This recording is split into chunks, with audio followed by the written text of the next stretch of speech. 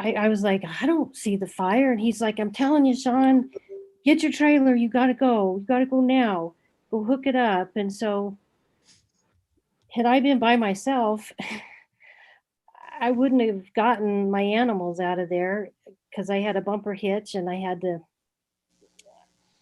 wouldn't have been able to hitch the trailer up myself. So they helped me hitch it up, and then it took us a couple hours to get my animals in the trailer. We had to drag one of my alpacas. She would not walk. So we drag, she's 250 pounds or something, and we're dragging her, and we drag her into the trailer, and we take off, and we head down Highway 34, and it was dark. It was just the lighting, and you could see the fires burning. And so we left the trailer, and my guy stayed there with my animals, and then we raced back to the house. And I had two pickups, and I didn't have much room. And so we just started taking, all I got was like a few photo albums of my child and my small animals, my dogs. I had two dogs and two cats, and I nearly have to leave the one cat. We couldn't catch her. Finally caught her, and then, oh boy. I think you left everything else behind though, so. Yes, it breaks my heart. I had all my childhood memories, all my husband, the Sun Valley Guest Ranch. Ken bought the ranch in 1964, and it had all the documented ranch history. I left it, and I left all of our history and his history and my child's history. And it's been my life since, I started coming to the ranch at 12 years old. And then Ken was 34 years older than me. So he passed away in 2014. He was 72 when we had a child. So it was rough when he passed away, and I had to save the place then, and I was really happy. And So Sean left, and she didn't have any clothes. She didn't even have a hairbrush. She had so little time to get out of there the second time. And so other neighbors experienced the same kind of thing with trees falling around them, the trees igniting and exploding around them. And very sad time, obviously, but This is why we really need everybody. Please be generous. If you go to GoFundMe and just type in Global Peace Tribe, and you'll immediately find us. Also, Deborah has made it easy. She's put the links in the chat box here for the Zoom Room friends, and in the chat box for Unify Facebook, and the chat box for Love Coach Academy Facebook. And again, remember that it's just impossible for us to imagine what it's like to have your home go from this, from a beautiful home into just devastation like this. So please, please be generous, please. And Sean, this show is an inspirational show. And part of humanity is when someone has gone through a loss like you and Larry have gone through, and all your neighbors have gone through, this is where we open our hearts and we contribute. And I really want to thank everyone who's contributing. And I will read the donors. Those of you who watch our show know that we've raised over $50,000 since we started doing this show for people in need and nonprofits. And those of you who donate, I will read your names throughout the show tonight. And if you don't want your name read, you can just put in anonymous when you donate. And it's beautiful how our community comes together. We had John Gray on the show a few weeks ago, and he donated $1,000. So it's beautiful. It's not just the people who are at home who donate, but sometimes our presenters donate as well. And whether it's $5, $50, any donation is appreciated.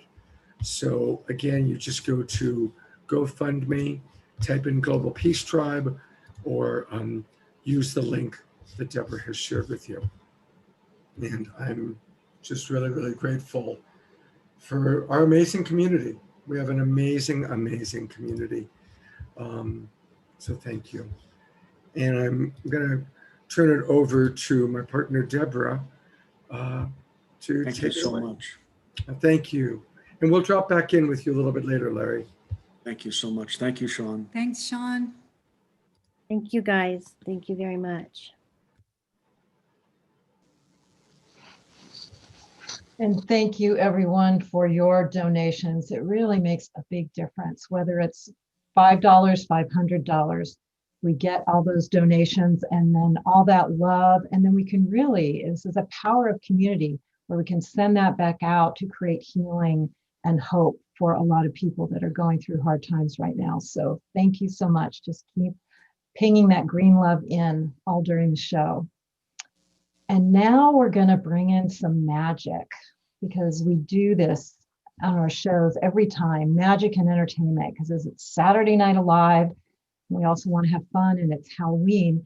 And this is a very special magician who's coming from England right now.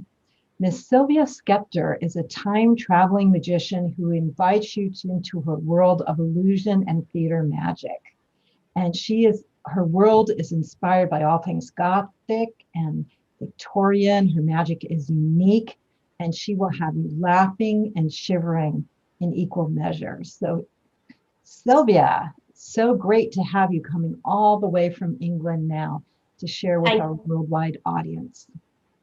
Thank you, Deborah. It is absolutely wonderful to be here and to be part of this absolutely amazing community. I'm having a really good time just listening to everybody's stories and sharing this time with you. So what I'm going to do now is take you back to the darker times of the Middle Ages, when people believed the Bible that said, "Thou shalt not suffer a witch to live." For between 1400 to 1780, between roughly 40 to 65,000 people were killed for the crime of witchcraft. And tonight I'm going to honor their memories by performing a piece of magic for them. So to that end, the Jack of Diamonds will represent a highly confused and terrified member of the community who has been accused falsely of witchcraft. The 10 of Diamonds will represent a highly efficient instrument of medieval torture. I shall play the part of Heinrich Kramer, author of the handbook on how to hunt and catch witches and what to deal with them when they were caught. And he wrote a book called the Malleus Maleficorum, better known as the Hammer of Witches. The interrogation begins. The device. The device is prepared behind the victim's back so as to induce a sense of witless anxiety. The interrogation begins. Do you confess that Beelzebub, Lord of Flies, exists within you? Silence. Well, maybe this will make you speak. Alas, the victim will not speak because the victim has nothing to confess. At this point, you might think that Heinrich places the victim into the device. No. Heinrich prefers to place the device into the victim and then push it against the victim's very spine. Much more painful. On most days, Heinrich can make the victim turn around. But on really good days, Heinrich can make the victim turn inside out. Not only that, he can make the victim turn outside in. Not only that, he can get the victim so terrified and so confused they actually face half one way and half the other. A quick snap of the spine. And this is Heinrich's favorite part, because you can actually hear the bones breaking.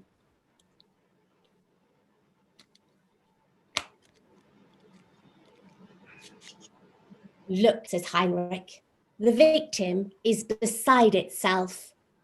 Heinrich had a terrible sense of humor.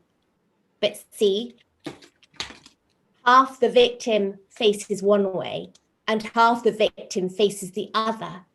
And you can only get them to face the same way if you twist the head round 180 degrees. And that is how they dealt with witches in the Middle Ages. Thankfully, things have moved on since then, and people often ask me, did people that were practicing witchcraft, as in ritual magic, did they ever actually perform magic tricks? Well, let me tell you about this lady.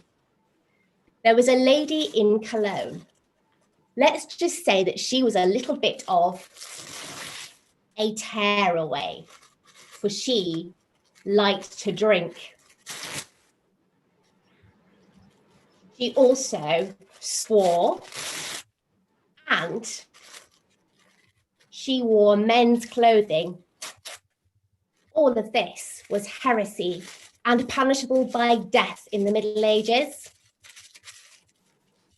She also believed that she was the reincarnation of Joan of Arc, and she performed this magic trick with a magic wand. Abracadabra, I speak as I create.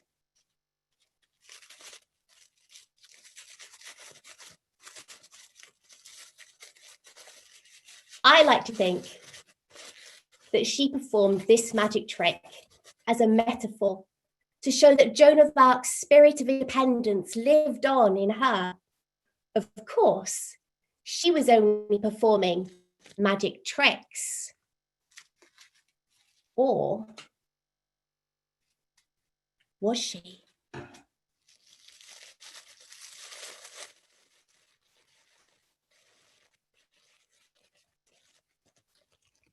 Good news. This lady from Cologne escaped. But sadly, there were many people, men and women like her, that didn't escape the fires of destruction, which I will very cheerily represent for you now. I just need to find my lighter.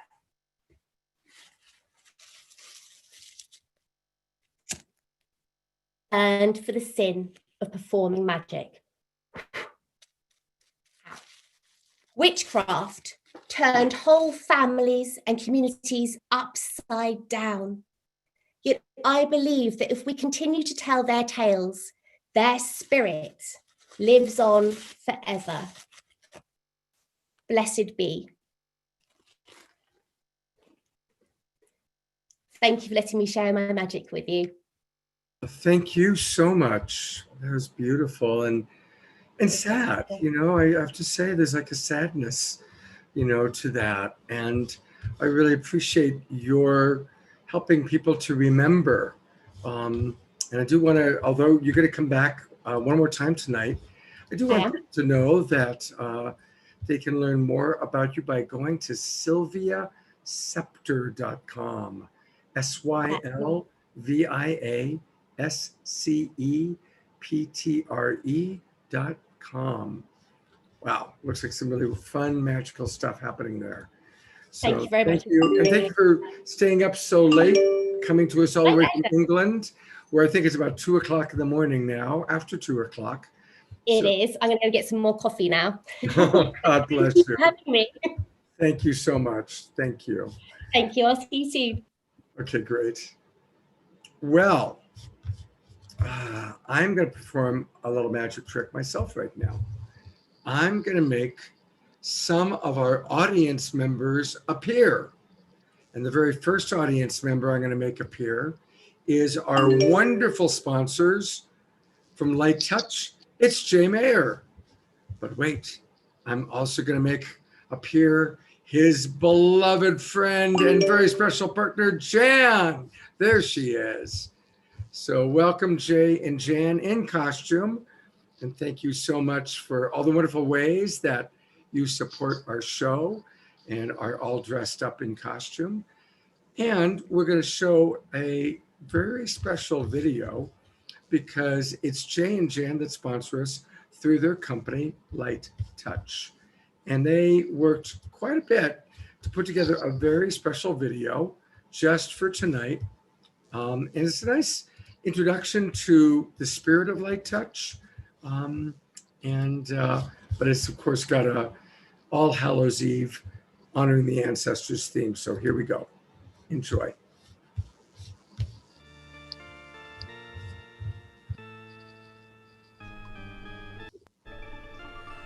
Thank you for blessing all souls.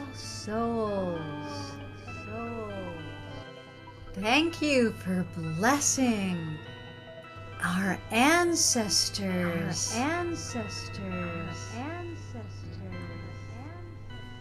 Thank you for blessing All saints and angels.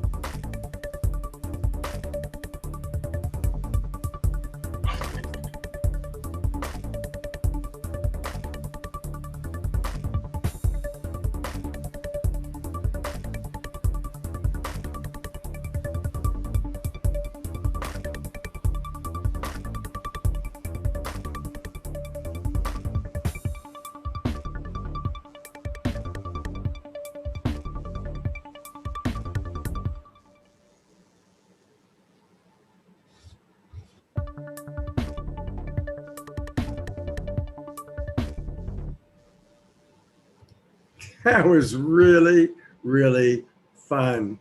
Great job, Jay and Jan. Great job. Really good. We're going to hear more from Light Touch. We're going to hear more from Jay and Jan later in the show. And we're also going to see some of the other people who have come in costume to our show tonight. And there is actually still room for me to highlight a couple more people. So if there are others in the audience that are in costume, send me a message and I will promote you to panelists because we do want to see some of our friends that are in costume. And now I'm really excited to give it back to Deborah, who's going to introduce our keynote speaker. Thank you, Scott. So now we get to hear from a very special man who knows a lot about being on the other side. He has actually been struck by lightning twice, and he has the most complete near-death experience on record. But most of all, he has a huge heart. Daniel Brinkley is a 3-time international bestseller. He is the author of the New York Times bestseller, Saved by the Light and At Peace in the Light. And you'll see him at many of the Human Potential conferences. And he does a lot of personal work with all kinds of nonprofit organizations. And he's just a really super guy. We know why they brought him back so many times. So we're so happy to have Daniel Brinkley. Hello, Daniel. Thank you for being with us. Hi, Deborah, and thank you for having me. And what can you tell us about your journey on the other side and why you came back and what this evening's about? Well, what this evening is about is everybody celebrating the fact that on a full moon on a Halloween, when death and departed loved ones and spirit and ghosts and hobgoblins and trick or treat and all those things come into play in a full moon. But first, I'd like to compliment what you and Scott have done and put together in this community and what you've done to create this place where people can come, open their hearts up, feel the safety of being with family and being with people who search for answers and who believe in the deep spiritual, mystical nature of each one of us. So what I come to say is this. Becoming 70 years old and going through one death experience and 3 near-death experiences, struck by lightning twice, open heart surgery, brain surgery, and open heart surgery, all the things, the combination of originally being struck by lightning, dead for 28 minutes, completely paralyzed for 6 days, partially paralyzed for 7 months, and it took me 2 years to learn to walk and feed myself. But what I discovered in that 28 minutes was that nobody ever dies. It is a ridiculous concept to believe that you die. Why?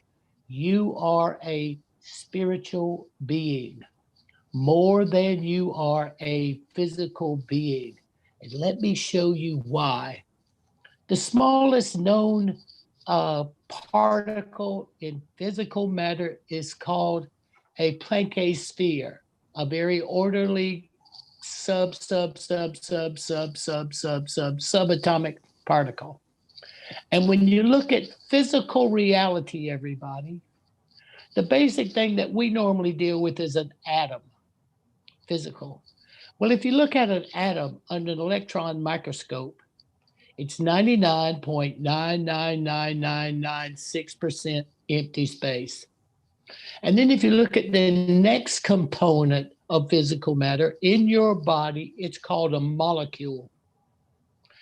And a molecule is made up of atoms. But if you take a molecule and you put it under an electron microscope, it's 99.99998% empty space.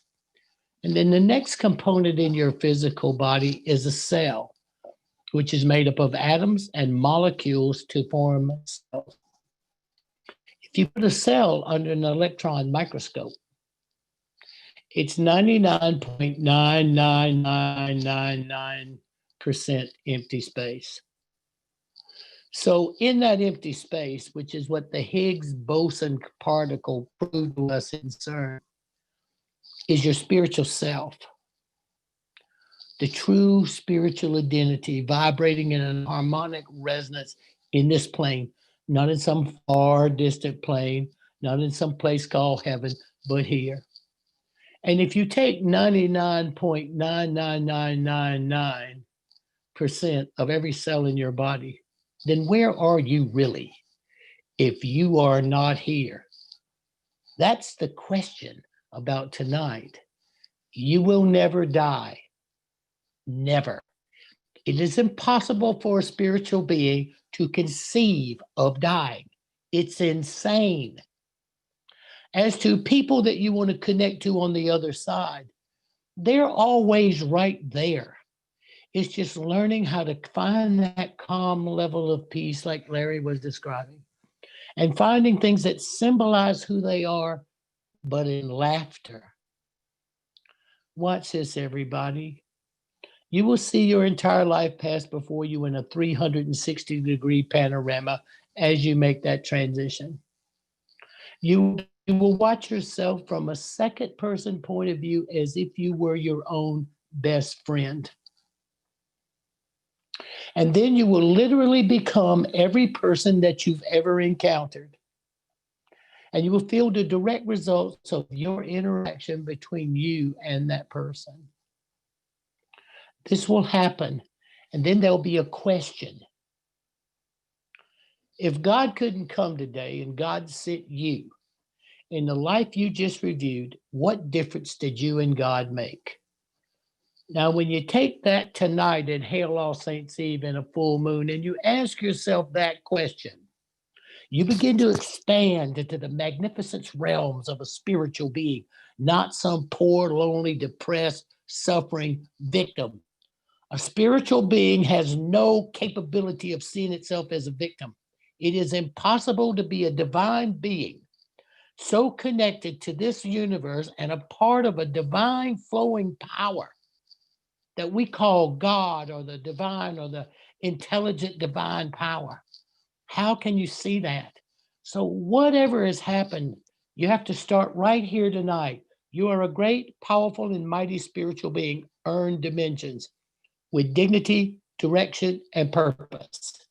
The only thing that can ever go wrong in your life is you allow something to affect your dignity, which skews your direction and your purpose. This is the law, everybody. This is not maybe. This is not theoretical. This is it. This is how it works. How do I know? I've been dead so many times, it's ridiculous to think about it.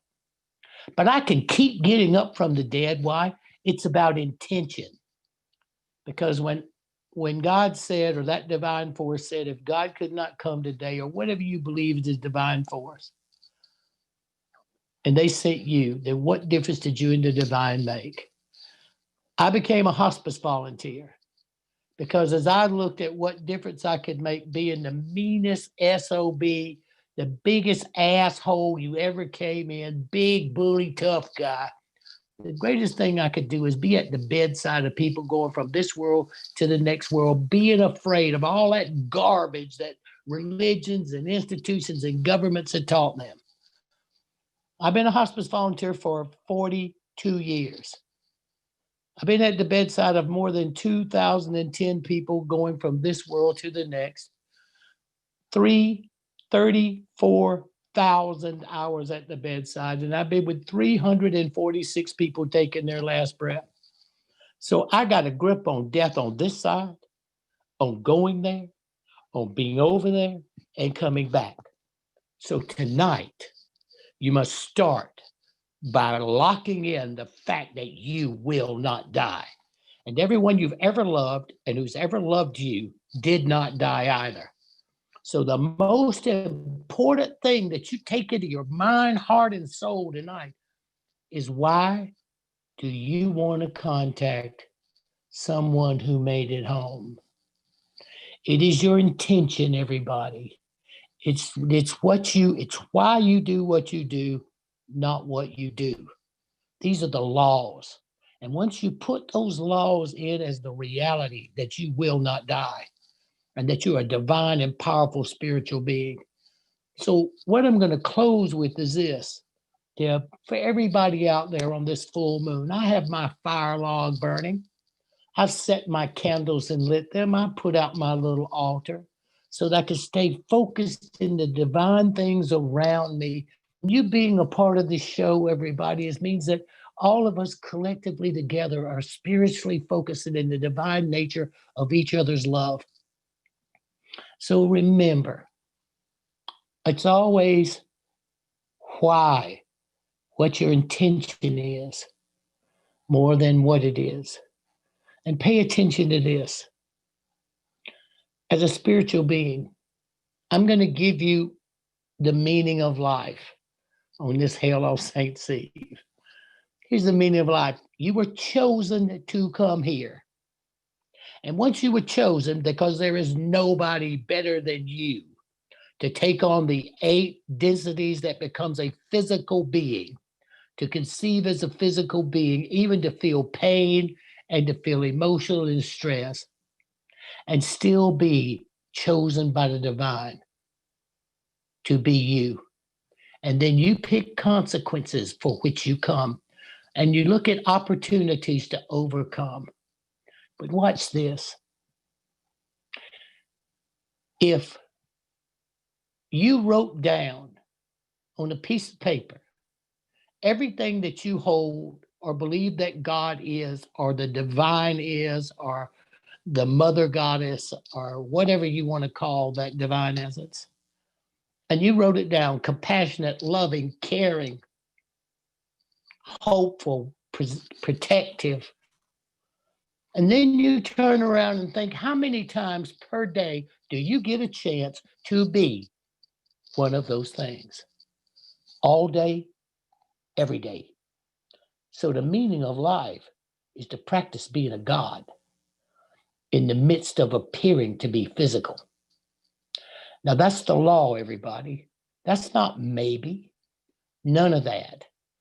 This is how it works. And once you put this into your thinking processes, you begin to expand. You begin to perceive things. You begin to know things in a higher level, and you sense the value of yourself as a spiritual being, practicing being a God, which could only have been an earned right. You would have earned a right to be here. So practicing being a God from this night on is the key to accessing levels of consciousness, moving through dimensional realities, and really taking a hold of who you are. And what I'd like to do is this too. I want everybody to stop for a couple of seconds and pay attention to your breathing. Breathe deep. Pull in the life force. Pull in the love. The same as that we're sending and protecting the people in Colorado in the fires. But you got to donate the power of your breath and the power of your love and the power of your heart as you breathe in. And when you breathe out, send safety and protection to those people, because you can never replace that physical crap that's gone. But you can empower them with the love to start over and to begin again and to recreate a new world as a divine spiritual being, because all of us this night have chosen to do this on Hail All Saints Eve. So we're all saints. On a full moon in 2020, when the world is changing. And the last thing to find out how really funny I am is get you a copy of Saved by the Light, a book I wrote 25 years ago. And I put in that book a vision I had in 1975.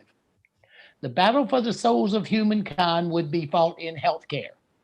I've been saying that, as Scott can tell you and Deborah can tell you, I've been saying that for 45 years. Well, we are there. So if you get saved by the light, go to chapter 5 and read box 12. And I will have described exactly where we are today. I even use the terms the virus, the vaccination, the so-called 060606 patent, all of this. It's in play today. So that means that tonight we're all on time. We're right where we're supposed to do. Focus on what we're supposed to be focused on, being who the hell we are as great, powerful, and mighty spiritual beings, practicing being a God together. So once again, I'm very proud, Deborah, of you and Scott and everybody that's on the air. I love you with all my heart. I appreciate each of you. And I thank you for these few moments I get a chance to celebrate in the joy of what you guys are creating. Daniel, before you go, 2 stories. One is earlier, somebody wrote in the chat box that many, many years ago, she was at a bookstore and a book fell and hit her in the head. And she put it back and it fell a second time and hit her in the head. There's a book called Saved by the Light by Daniel Brinkley. And she put that in the chat box. If she comes back, you can put your name in the chat box again. And I also want to share. But Scott, it becomes imperative.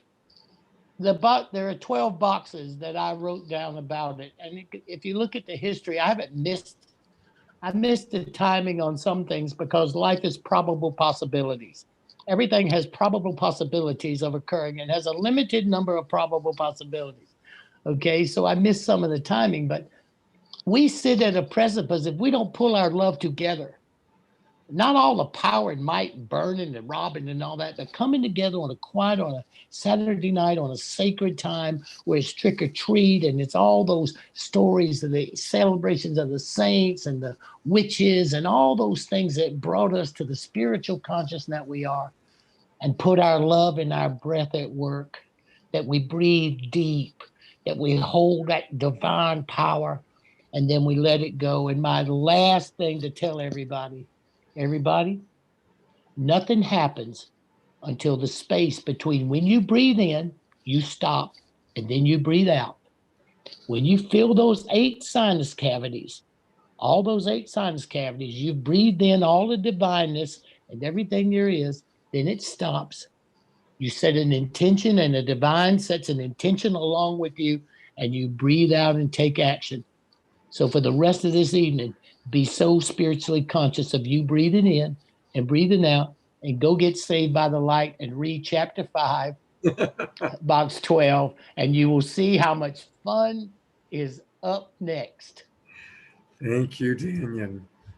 You know, I've known Daniel for a very long time. I first worked with him on a show called The Other Side back in 1994. But several years later, I did a story about him and his work in hospice. And so I went with my camera crew to the Long Beach VA hospital. And it was the ward of people dying. And there was a young man dying, young, probably in his early 30s, I'm guessing. And he was terrified of death. And we did a little pre-interview with him, and he was like, I don't want to die because when you die, it's all over. And I don't want to be all over. And Daniel came and he chatted with this young man for a little bit. And then Daniel said, can I just hold you and give you a hug and maybe show you what might happen? And this guy was kind of scared, but he said, well, okay. And Daniel hugs him. And that hug lasted a long time. I don't know, 20, 25 minutes. And the camera is rolling this whole time, you know. Finally, Daniel pulls back, and this young man, tears are going down his face. He says, oh my God, I'm not afraid to die anymore. It's beautiful.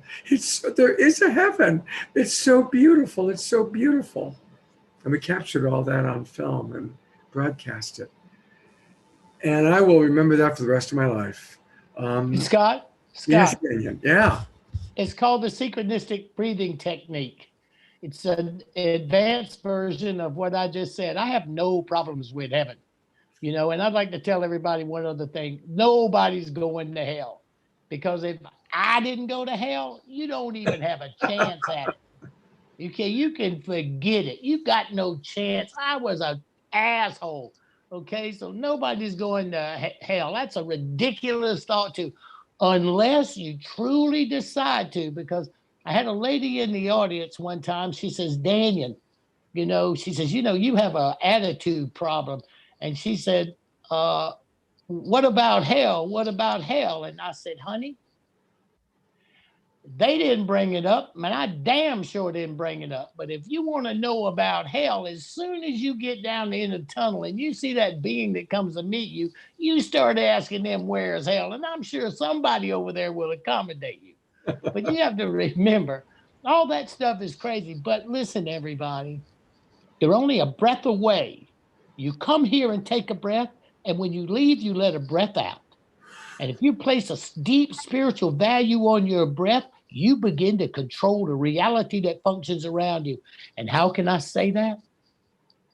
I have 4 times raised myself from the dead. And I'm talking about with no chance to live. And the last time I did that was 2 years ago, 4 days ago. 2 years ago. And I've gotten back up again, all because I pay attention to my breath. And I pay attention to the value of the divinity that flows through each and every one of us.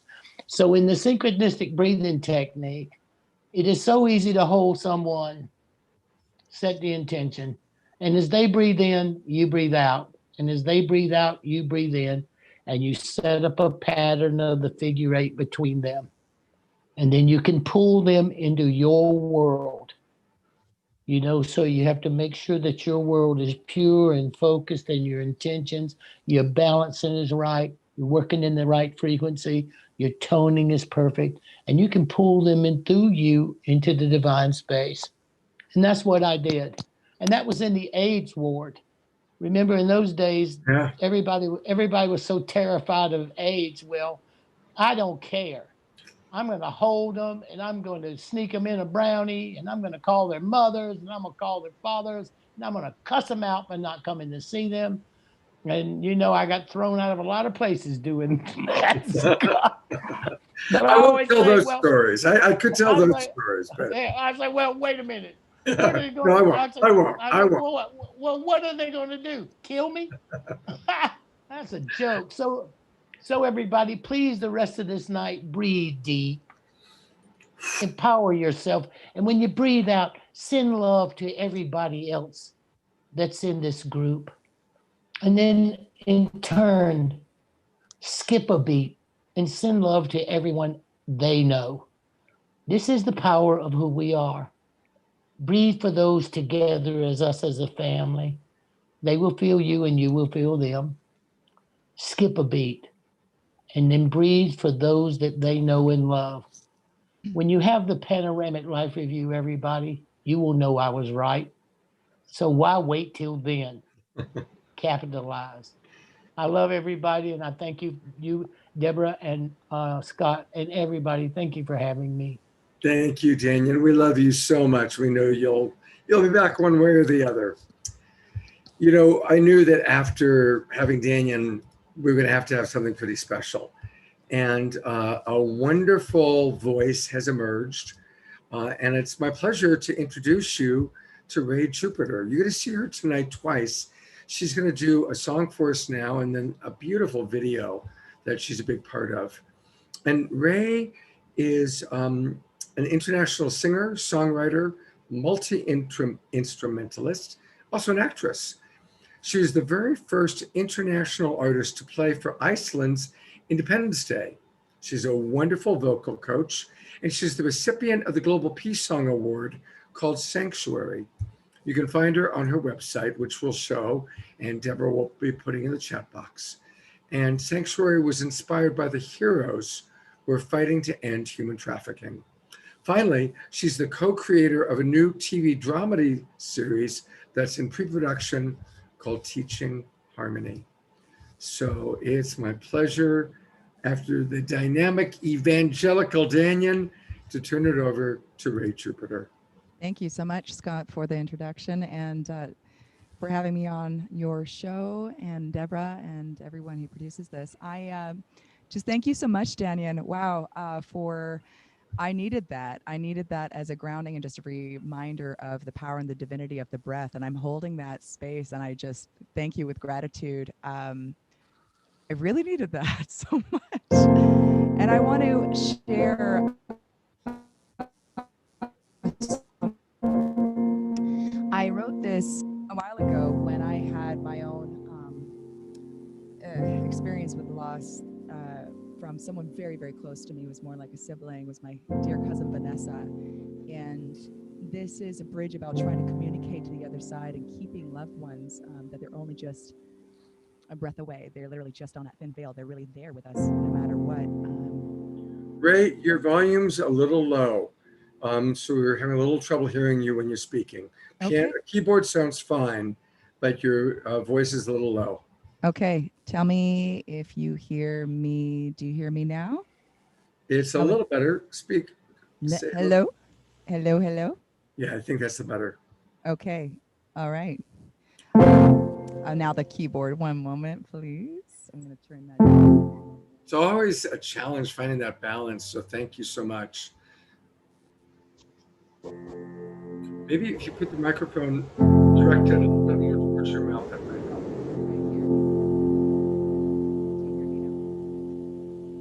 How is this right here? Can't hear your voice hardly at all now. Well, I'm going to try to just... Now we can't hear your voice. I'm unsure as to why. Can't hear you at all. We hear the keyboard when you hit it, but not your voice at all.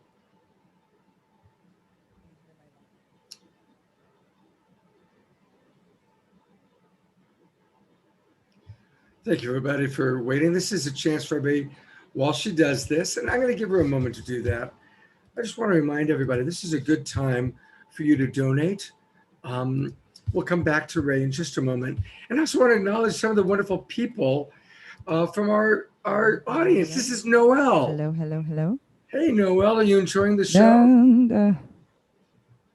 This We're hearing you, Ray. Show. Such a treat. I can't think of a better way to spend Hallows Eve than with all of you tonight and our beautiful guest speakers. Thank you so much. Yeah, and you're wearing an authentic mask from Venice Carnival. I am a Venice dancer tonight, a Venetian dancer.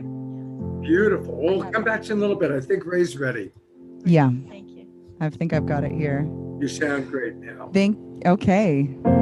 So yes, this was a song I wrote for one of my dear family members who passed away some years ago, and it's just about reaching out. That she visited me in a dream just to remind me, and she sent, I think, meld when she was commenting earlier about we ask our loved ones who've passed away for sending a sign, sending a symbol, and they really are there. And it was a beautiful, just, there was a hummingbird, or her name meant butterfly, and I had an unusual year of just butterflies landing on me throughout.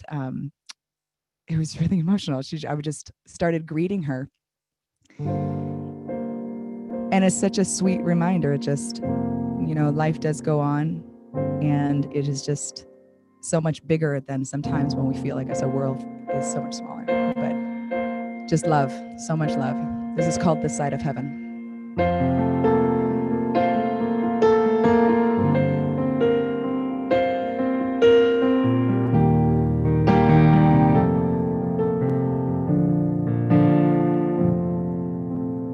Brilliant light, a million stars, like a child I reach for heaven's door.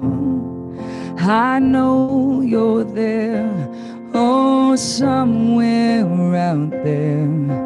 Worlds apart, feel my heart cry out.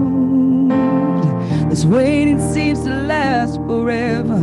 The faith I have makes it better, knowing you will come to take me home. I'm waiting on this side of heaven, living life the best I can, waiting on this side of heaven until I'm with you again.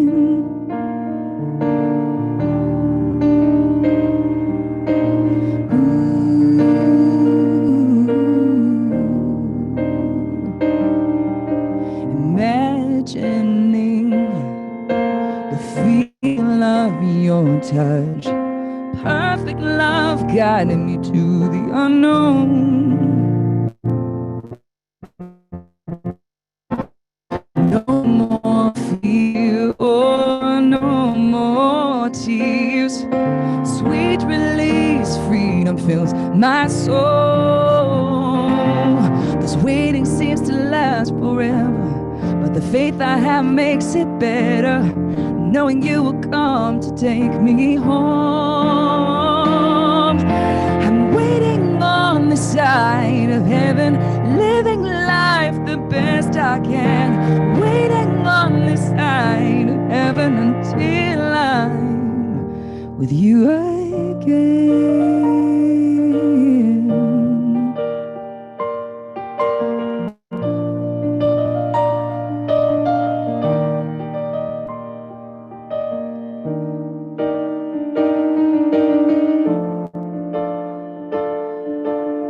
This waiting seems to last forever, but the faith I have makes it better, knowing you will come to take me home.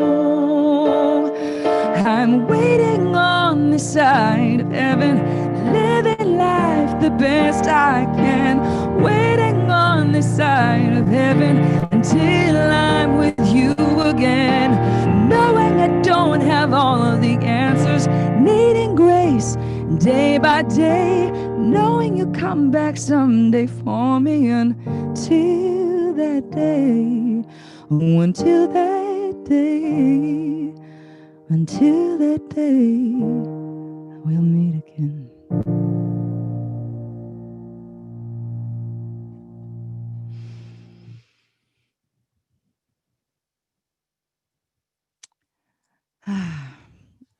Oh, Ray, thank you so much. Thank you. It's really, really beautiful. Was there an inspiration behind that song? My cousin Vanessa, who passed away, and I was just, my soul was crying out for a connection. And shortly after I wrote this, I just held all these beautiful messages. I was having butterflies, and she visited me through the veil in a dream. Actually, it was the night before her birthday, and I didn't even know when I woke up. It dawned on me. It's just like, oh, she's so, just all the little signs. It was so beautiful. It was because it was my way of trying to reach out and connect was through with my music. And yeah, it was pretty special. Thank you. We're going to hear more from Ray, but I want to let everybody know that You can find out all about her by going to her website. Very easy to remember, rayjupiter.com, RAYJUPITER.com. And she's going to come back. We've got a beautiful video, and we're going to hear a little bit more from her later on in the show. Thank you, Ray. Thank you. Wow. So this is the time of the show when we want to give thanks because there's a lot that it takes for a show like this to happen. And we really appreciate those of you that are watching through all of our different broadcast partners. And we have a lot of broadcast partners, and it keeps growing. Of course, probably the largest right now is Unify. And it's really fun. Unify carries us now every Saturday night. You can watch us on Unify. I also really want to thank our friends at the Sign Network, John and Summer Raymer. They share us out to anywhere from 50 to 75 groups. Awake TV Network, and Jay and Jan and Light Touch. We're going to hear more from Light Touch in a little bit. Hey, Alan Steinfeld. He's got us on his New Realities YouTube channel. My company, Love Coach Academy, we have several different groups and pages that, and we originate this show. Earth Dance Global, you're going to hear all about them from Deborah in a moment. They're putting on a big global dance party, which you're all invited to. Deborah's going to tell you about that a little bit later in the show. Our Friends of Humanities team, Portal to Ascension, Disclosure Festival, Global Days of Unity, and Earth Walk. These are all broadcast partners. And if you're watching out on Facebook or on any of these broadcast partners, there's still time for you to come on into our Zoom room. Especially if you're in costume, you got to come into our Zoom room because we'll promote you up to panelist because we're going to be showing kind of an online costume party. And just a reminder for everybody to mute themselves because somebody's not muted right now. I think it might be. I'm going to gallery to see who it is. I put this around your head. I got too warm. I know. Should I put it around your head just for the picture? Somebody needs to mute themselves. Whoever it was, please mute, because I don't want to share. I'm talking about important stuff right now. Okay? Okay, thank you. So, if you're watching on any of our other broadcast partners, you can still come into our Zoom room. And if you're in costume, let me know and I'll promote you to panelists because we're going to take a look at all of our friends that are in costume that want to be seen. Also, by coming in on the Zoom room, you can chat with us. And tonight, when we've got Mark Anthony doing spirit readings, he might just call in an ancestor or beloved of yours. Now, you don't want to be able to be in the chat room, so I can promote you to panelist and you can interact with your ancestors. So go to globalpeacetribe.com, go to globalpeacetribe.com and register, come on into our Zoom room. And there's a lot of other good things that happen when you do that. You get the emails, you'll learn about how to get the replays. Well, you become part of our community. That's what we are. I'm going to remember what Daniel said. I can take a breath. We are the Global Peace Tribe. And every one of you is important. You know, some of us get to come on and talk and speak and play music. But every one of you, if you hear my voice right now, you are just as important. And we're all finding each other right now with the butterfly cells, with the imaginal cells, finding each other and creating community so that we can create the new world. And our show and many other events that we promote are all about that. So come and join us. And by having your email address, we can let you know what we're doing. And you can also find out about some of the other things that are going on. So please, please join us. I also want to thank our donors. So this is where I kind of come on and thank those people who have donated tonight. A lot of people donated that were anonymous. So I want to acknowledge all of you, first of all. Hyla Cass, dear friend, thank you. Noelle, our friend who is with us right now. We just saw her a minute ago. Iona Marshall. Susie Karasik is with us. I'm going to spotlight her. She's in costume. Marlene, Christopher Bush, My Home. That's kind of a nice way of putting it. Maginelle Galt, Tisha. Oh my gosh, Tisha, that's a very generous donation. Thank you. Carrie Brenner, many anonymous people. Amy, God bless you. Jay Mayer's done it again. Jay with a very, very generous donation. Thank you, Jay. Hey, Pollyanna Bush, who has been playing music, she donated. God bless you, Pollyanna. More anonymous people. This next one, please, I'll try and pronounce it correctly. Kadish Mitchell Poka. More anonymous. Elizabeth Arnold, John McCabe, Deborah Haviland. Thank you, Deborah. And I will bring you back on. Veronica Johnson, Gabrielle Lamond, Michelle Heron, Anonymous, Kim Stasiak, Scotty Satori, Samantha Leidner, Larry Fay, April Gieselin, Karen Eisenberg, Philomena, Anonymous, Marjorie Biller, Brigitte Weiss. Brigitte, she was on our show last night. Thank you very much, Brigitte. Very generous. Thank you so much. More anonymous, and there you have it. I will read our donors one more time tonight, but now I get to turn it over to my partner, Deborah, because she's got some really fun stuff to share as well. Thank you, Scott. And I also want to personally thank everyone who has donated to our fire victims now and in the past. It makes such a big difference. And thank all of you that have donated when you register, because that allows us to create a really wonderful show for you each week. And thank you to our sponsors, especially Jay Mayer, who has been a consistent sponsor and has really helped this show to continue. And because of all your support, we have created 8 more shows for the season. Next week is on November 7th is going to be really incredible. It's going to be post-election recovery, unifying with compassion and solutions. So this is going to be a time that's really important because some people are going to be happy, some people aren't, but this polarization has to stop. We have to come together and really work together with solutions. So we have some great presenters and musicians that are going to forward that. We have Marion Williamson, who's going to be with us and lead us in prayer and really bring us together. We have Foster Gamble of Thrive Movies, who is totally working on the solutions that can help transform the world.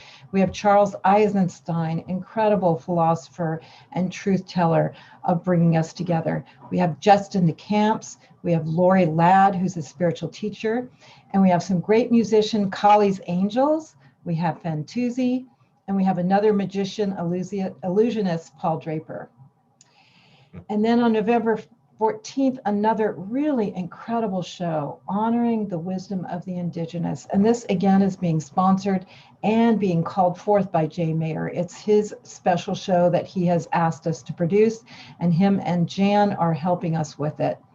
We're going to feature Chase Iron Eyes, who was instrumental in Standing Rock, Ukwala, Kevin Locke, Patricio Domingo, musician, prominent Native American musician Joanne Shenandoah, Sister Stone. So we're going to have incredible indigenous elders, and hopefully we're going to have the Koji there from Peru, who are going to tell us and inform us on what's going on with this world and what their incredible wisdom is that they can share with us. November 21st is going to be Reimagine. We are co-collaborating with Global Coherence Pulse. November 28th, Creating Community, Thanksgiving, the community in our hearts, and creating intentional communities that we can all live together in. December 5th, Secret Ancient History. Our soul sister and core partner, Chareya, is going to be creating that. December 12th, Relationship Mastery, a very important topic. December 19th, Winter Solstice Activation. We'll have a lot of prominent spiritual teachers and leaders where we can do deep activation for the winter solstice and for the new year. And December 26th, we're going to have special moments of Saturday Night Alive, where we're going to bring back through this whole year the special presenters and musicians and everything that made every night so incredibly special. So we hope you can join us through all of that. And they're always on the replays. And when you register, you will always get all the replays. And so, Scott, I think it's one more time to acknowledge our GoFundMe and how people can donate. And thank you so much. Oh, thank you, Deborah. And we're going to take a minute. I just want to honor some of the people that are in costume, some of our friends. So, Casey, I'm going to put the spotlight on you. And there you are. Hi, Casey. What a headdress. What is the story on the headdress? Oh, you got to unmute. So just a reminder, I'll bring a couple of people on. Kathy Robertson, I'm going to bring you on. And Andrew and Connie, I'm going to bring you on. So Andrew and Connie, come on down. And just like 1 minute each. Oh my God, we got a little one. It's Andrew, Connie, and a little gremlin. You've been joined by a little gremlin, I think there. Yeah, a little precious being. So everybody remember to unmute yourself because I'm going to give you like 30 to 45 seconds just to share something. Casey, what do you want to share? What have you enjoyed about tonight's show? Okay, well, I especially enjoyed Daniel and his presentation because every time I hear him speak, there's always something new. There's some new revelation. There's some new layer that comes to light for me, and it's really delightful. Yeah. Well, thank you for being with us, Casey. And I love that golden lotus behind you. That's beautiful and great headdress. Thanks. Now, it looks like Kathy Robertson, I don't know if that's her deceased husband that she's holding. You know, I know that Roy Rogers had Trigger stuffed, but I don't know, that skull looks a little small for your ex. Actually, I'm a California psychic, and this is my muse. Oh, fantastic. And what does the muse have to say about tonight? Oh, the muse just loves everything. This is only my second time to be here, but both nights that I've been here has just been so beautiful and so awesome and just uplifting. I get happy and I stay that way for several days afterwards. It's just, I really, really enjoy it so much. Thank you. Thank you for all you do. And my muse is saying hi. Thank you also. Hello to the muse. I'll send my magic wand blessings to you both. And finally, Connie and Andrew and that beautiful little being with you. If you can unmute yourselves, love to hear what you have to say. You got to unmute. Hey, yes. This is here, Logan. This is my granddaughter, Logan. Yeah. Wow. Hey, Logan. Happy Halloween. That's Scott. Yeah, you should have seen her earlier. She was amazing. She was a fallen angel. A fallen angel. She was all in black. Whoa. But we love the show, and we love Larry, and we love Daniel. And, oh, wow, everything is great. And we love your outfit there, Scott. You are it, man. Got it, huh? Well, we love you guys. I know that you are big members of our community. Everybody is a member of our community. Some we've known for a long time, and some we're meeting for the first time tonight. So thank you, everybody. And we'll meet some more of our friends that are in costume. And a reminder to please mute yourselves. And I'm going to turn it over to Deborah, who's got our next introduction. Deborah, you muted. Thank you, Scott. And so now we get to hear another song with Pollyanna Bush. And if you heard her at the beginning, you can tell how special she is. She is a professional artist, teacher, coach, and sings from the heart. We love her every time she comes on. And so now we can get another song from Pollyanna Bush. Thank you so much. And I heard my brother, Christopher, that was my brother, Christopher Bush. He was one of the donators. So, hi, Christopher. That's fun. Wow, what a beautiful, magical night this has been and is. And I have my beautiful, magical, incredible, well, I don't know. Yeah, I think you're a wizard. That's what I think. Charles Moselle is a wizard for sure. This next song that we're going to play, it's a song called Walk Into Your Future. And it was inspired by Dr. Joe Dispenza's work, which is right in alignment with what we're talking about today in terms of connecting and being in the divine and being in creation, and that we are so much more than matter. Yeah, and that we don't die. He shares many stories of traveling to different dimensions and different times and different beings that he's been visiting with and visiting him, and doing incredible healing work and working in the quantum field work. So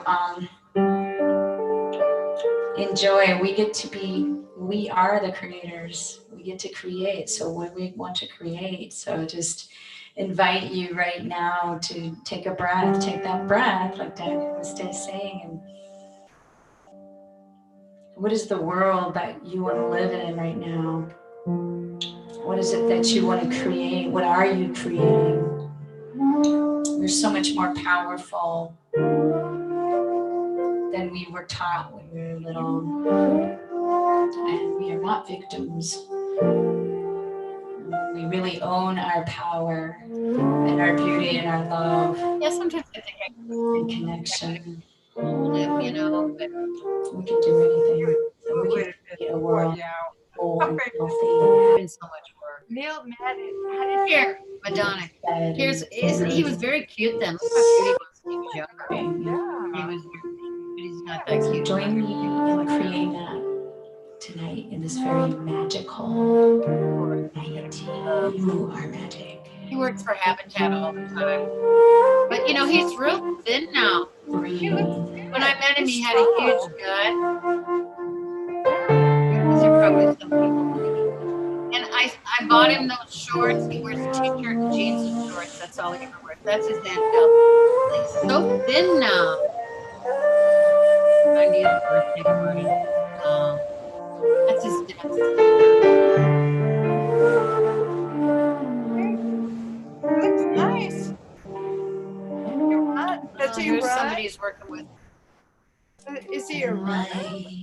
Dear No.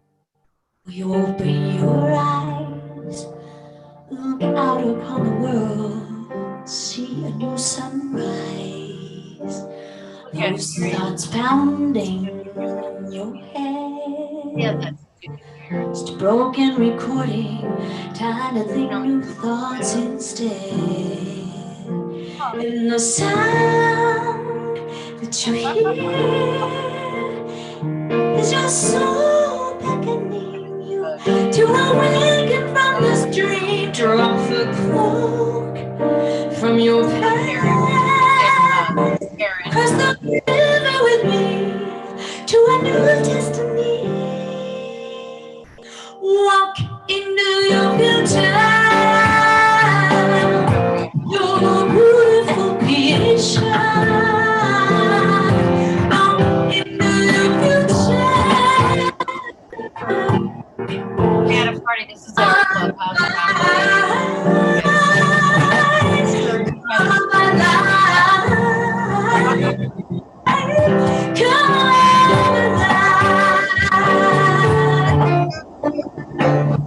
Yeah. Here he is when he went to Jamaica. That's when he. You open your eyes, you can be the hero of your own life. Who you are is beyond space and time. Luscious, beautiful, eternal, sublime. And the sound that you hear is your soul beckoning you to awaken from this dream. Drop the cloak from the past, cross the river with me to a new destiny. Walk into your future, your beautiful vision.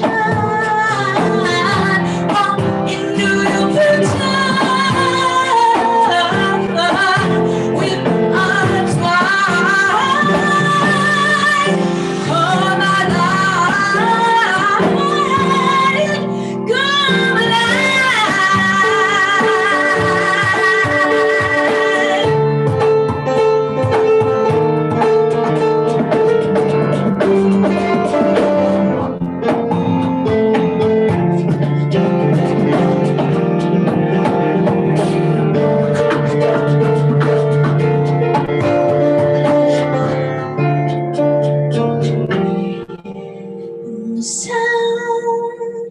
to hear is your soul beckoning you to awaken from this dream, to rub the cloak from your past, cross the river with me to a new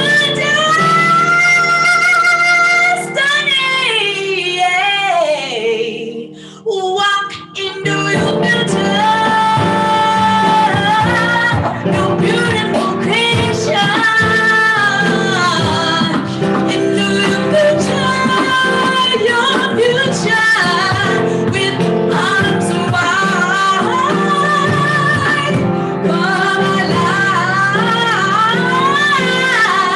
come alive.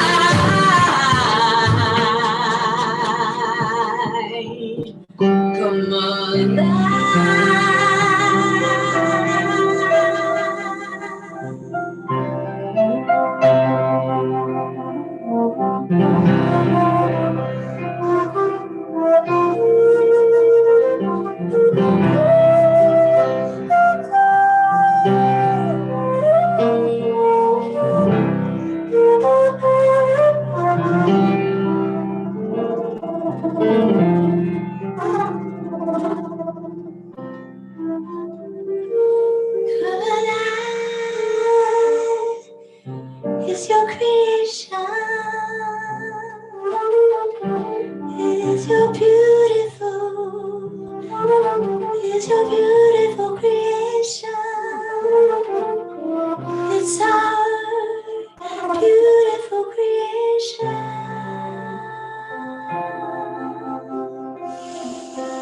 Let's breathe in a beautiful creation, bring it to life. See it, feel it, let your heart open to it. Make it real right now in your heart. Feel the gratitude, deep, deep gratitude.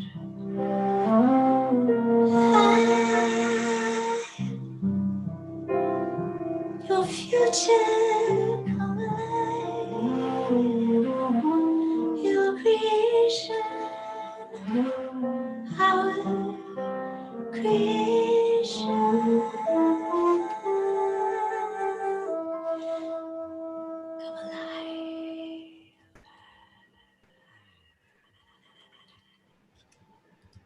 Oh, Pollyanna, thank you so much. Thank you, thank you, thank you. I'll just keep saying thank you until you can hear me. There we go. There you are. Hi. God bless We you. unplugged, so Thank you both. That flute was so pretty. Just a perfect accompaniment. And again, a reminder, everybody, that she's got a great website and there's a lot going on with Pollyanna Bush. So go to www.pollyannabush.com. She's got that incredible course that's going to be starting soon. I've had the good pleasure to listen to so much of her music, and she's awesome. She's just awesome. So also, you can, if you want to hear that song, I recently released it on through DistroKid. You should be able to find it on Spotify and iTunes and things like that. So Walk Into Your Future is good to go. Download that. Thank you so much for having me, having both of us. It's been a total pleasure and honor as usual. absolutely. We know you're going to be back soon. Definitely Yep. be back soon. Thank you. Even if lightning strikes. Yeah, especially. Especially if lightning strikes. I'm going to introduce you now to a longtime friend of mine. And he's actually somebody that I've worked with. I did a full day magical journey with him. And I'm talking about Greg Magic Bernstein. He's coming to us from Maui. But, also, gosh, tonight we're just experiencing so many of the elements of life, celebrating life, but also talking a lot about death. And as fate would have it, Magic's beloved, best feline friend, his cat, for the last 14 years, is in her either final days or possibly final hours. And so I just want to take a moment for all of us to take that breath, as Daniel reminds us. As we take that breath, we celebrate the 14 years that Magic has shared with his beloved feline fur family member. And the knowledge that she'll always be living in his heart, and they'll be reunited on the other side when the time comes, but also recognizing the sadness, because it's really, really hard when we have to say goodbye to the physical body of a beloved cat or dog or human being. And Magic, I'm really appreciating that despite what you're going through, you chose to still be with us tonight. I'm going to just read a little bit about Magic. As I said, I've studied with him. I have gone out I spent an entire day in Mount Shasta with him, and he just turned me on to so many aspects of life and the elements that it was really beautiful. And for over 25 years, Magic's been working with shaman, kahuna, sorcerers, and other master teachers. He's been training and learning how to effectuate change and awakening in others. And yes, he does do it in just a session or two. He is constantly learning, and he's constantly sharing. He leads retreats in sacred places from Mount Shasta, that's where I did it with him, to Hawaii and other places. And he also is doing more and more work, like all of us, online. But most of all, Magic is all about unconditional love. And so in his work, he helps people in very tangible, practical ways to learn how to love the parts of themselves that perhaps they've been disconnected from or even had shame around. I've known this man for years. He transmits unconditional love. Don't let those horns fool you. He's a healer. He's a magician. He's my friend, Greg Magic Bernstein. Thanks, Scott. I appreciate that sweet introduction. And I feel really blessed to be on the show tonight with my cat that I just found out this afternoon is dying, to be here with the topic of death. And I really appreciated Danian's talking about how we don't die. And, my experience is that we always have been, we always will be. We were never born and we will never die. We will never die. That's our divinity. But of course, at the same time, in our humanity, we do experience pain and loss. So it's been sweet to be here. And I was feeling that it might be, since the subject of tonight is connecting with the other realms, that I might talk a little bit about that, because I've had a lot of connections with the other realms. I've had a lot of experience with ghosts and loved ones, past pets, and demons and entities and all sorts of things that at one time in my past I have had experience with. And I've noticed in working with people and in myself in the past, there was a little part of me that was afraid. Many of us have had experiences in our childhood, in our youth, that might have been frightening, especially if our psychic senses are open. Perhaps we had an experience with an entity or a ghost, and maybe it scared us. And so now, when it comes to perhaps connecting with those realms, that fear can stop us. And my path has been to unconditionally love everything and everyone in every moment all the time, which means every part of me, all my fears, all my doubts, anything I don't like, on the inside and on the outside. Doesn't mean I like it. It doesn't mean I condone it or I want it. Those are conditional forms of love. This is unconditional love, pure, undivided, unadulterated, undifferentiated love. And so once I was walking through a sacred site here on Maui, and this site amplifies our evolution and our process and our awakening. And as I was walking through, I came to this tree, and there was a hole in the tree, like a knot in the tree. And I was guided to stop and begin to gaze into this knot and just sort of open up my field and really just drop in and be. Sometimes when I do that, a tree will come alive. It will talk to me. I'll have a download. On this day, what happened was the hole in the tree turned into what I would call a demon. And as I looked at that demon, I thought to myself, what is the benefit of this that's happening for me? Because I live in a world where things are happening for my benefit.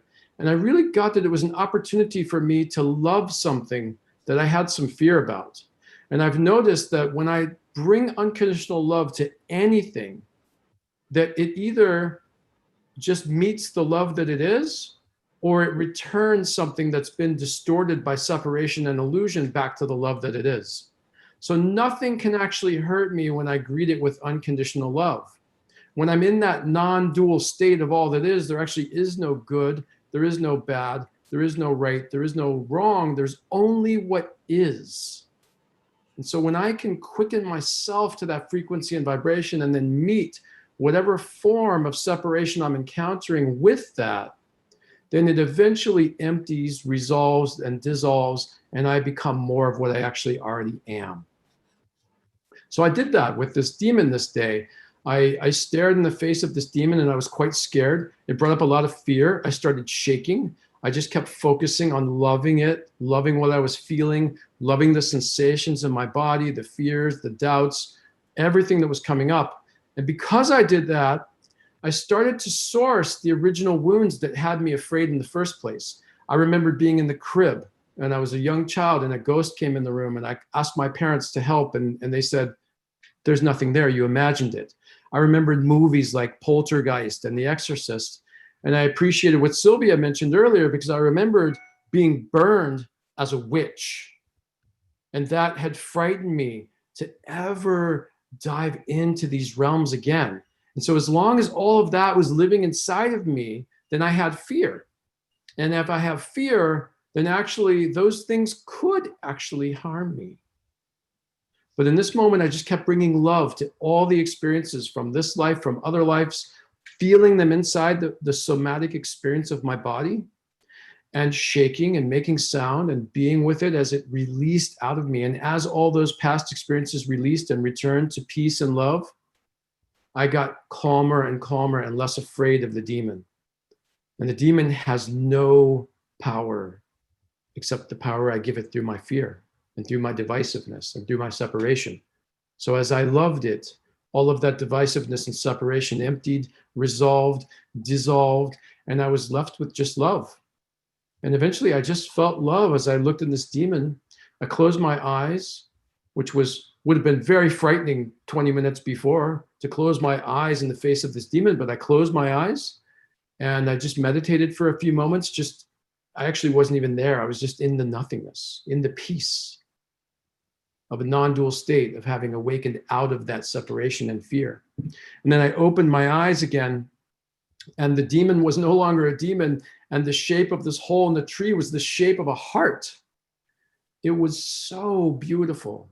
And this is the work I've done every time I've encountered anything that I'm frightened of in the other realms. And because of it, today for me, frightening things in the other realms don't exist anymore. Demons don't exist. Entities don't exist. Ghosts don't exist. I don't experience those things at all. I do check in with one of my beloved pets, and I do experience things in the psychic realms that are beautiful and loving and kind and in the realm of the infinite nature that I am. But other things I don't anymore. So I work with people to help them to realize this, and if they don't, to work with them at the level where they are so that they can deal with the fear that's present. So that's a little bit to share tonight about how to deal with what might come up if you're actually wanting to encounter your loved ones or open up your senses to the other side. If something comes up, just embrace it with unconditional love. Thank you so much. No, thank you, Magic. And it's such an important point that he's making. Let's all be real with ourselves. Let's self-reflect to look at, okay, what fears do I have that stop me from opening up my imagination? And for more about magic, because this guy's up to a lot, I do want to let you know you can go to sacredvoyages.com, and Magic is doing free teleseminars and Facebook Lives first Tuesday of every month. And it's free. It's a shamanic transmission, catalyzing energy through sacred storytelling and ancient mystical teachings. So that's a pretty amazing thing that he's doing. And, in this time of COVID, how about when do you think you'll be able to start doing sacred site events again, Magic? Any sense? Yeah, I had to cancel my last Mount Shasta retreat and my last Maui retreat. I've got one on the schedule for July for Shasta. It's a 7-day deep dive immersion shamanic retreat where we go to sacred sites which catalyze, amplify, and awaken all transformation and awakening. And then I have one on Maui in October, and we'll see. I mean, my hope is that we're resolved by then, but I don't know. I am doing custom retreats. I've always done them, and they had sort of stopped during COVID, but now people are allowed to come back to Maui again with a COVID test. And so I'm back doing the custom private retreats like the one that you and I did in Mount Shasta, which can be done for a day or a week with a friend or by yourself or a family or anything that you choose. And often I invite people to come to these retreats and bring the thing you've never been able to change, the thing you've never been able to actualize or shift. And it can be terminal disease. I mean, it is often huge things that people bring, and it typically shifts pretty quickly. And then we get on to what your soul is actually really there for. So, and just a quick correction, the magic talks that I do, which is an hour-long talk once a month, it's not the first Tuesday of the month, it's just a Tuesday. And we just announce it on the website, sacredvoyages.com. And there's all kinds of different topics. I sometimes talk about oneness, or facing the unknown, or loving the unlovable, or how to be an empath, or how to be in really, really good relationships with other people and beloveds. Talk about death. And each talk is a shamanic transmission. So the frequency of what I'm talking about is being transmitted, and people often have life-changing occurrences just listening to the talk, and it's free. Beautiful. Thank you, Magic. Thank you, Scott. Talk to you soon, brother. And thanks for all your love about my sweet Kiki. I'm really hoping to have some more time with her before she goes. So she's being treated right now with some stuff, and we're hoping that tomorrow, if that works, then I could get some more quality time with her before she goes. Thank you. Before it goes, and I'll be thinking of you. Yeah. Thank you. Take care, partner. Yeah, thanks, brother. So it's a powerful time. It's All Hallows Eve. It's Halloween. It's the full moon. Oh yeah, and there's an election coming up. And I think we probably all are feeling the energy around that. And once again, we're wanting to do our best to honor it. And I'm going to bring back Ray Jupiter, because she participated in a really lovely video. Deborah found it. In fact, this is how we found Ray. And so I'm going to play it for you right now. It's just beautiful. It's very inspiring. And then Ray's going to tell us just a little bit about it. Here we go.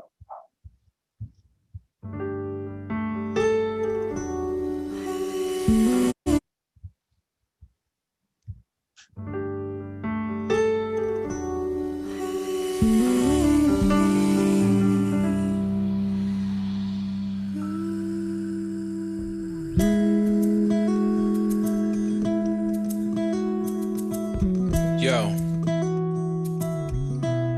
listen, I finally see someone who looks like me, standing proud and strong on my TV, saying it's no mystery, we can change the course of history with our passion and integrity. Be assured, it's time for our voices to be heard. Crushing fences, tearing down the walls. We are a chain of love that connects us all. Can you hear the call? The most beautiful beautiful sound of us. Most beautiful sound of us.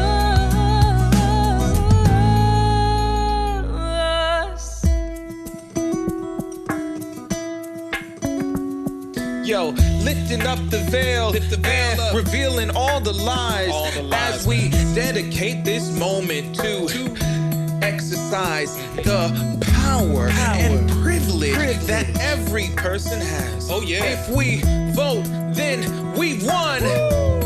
And we're ready for the change that has begun. We're ready. Crushing fences, tearing down the walls. Tearing down the walls. We're a chain of love that connects us all. Can you hear the call? The most beautiful sound of us. Most beautiful sound of us. Most beautiful sound of us. Most beautiful sound of us. Our voices will be heard. To my left, to my right, see the love in your heart. The beautiful sound of Listen, can you hear it? It's bigger than you or me. There's enough of us to make a difference. the beautiful sound. But we're nothing without you. You may feel like your voice is not important, but it's more important than ever. Without your voice, we're nothing. We need you. We need you. We need your voice. Our future, it needs us. You deserve this. We deserve a time for us to shine. A time to come together and unite. Our future is bright if we rise to the occasion for our generation and future generations and vote.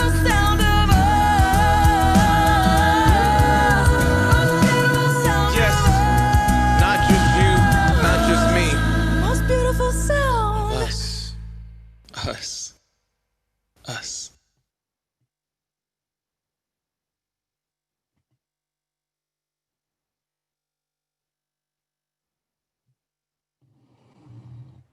Wow. Wow.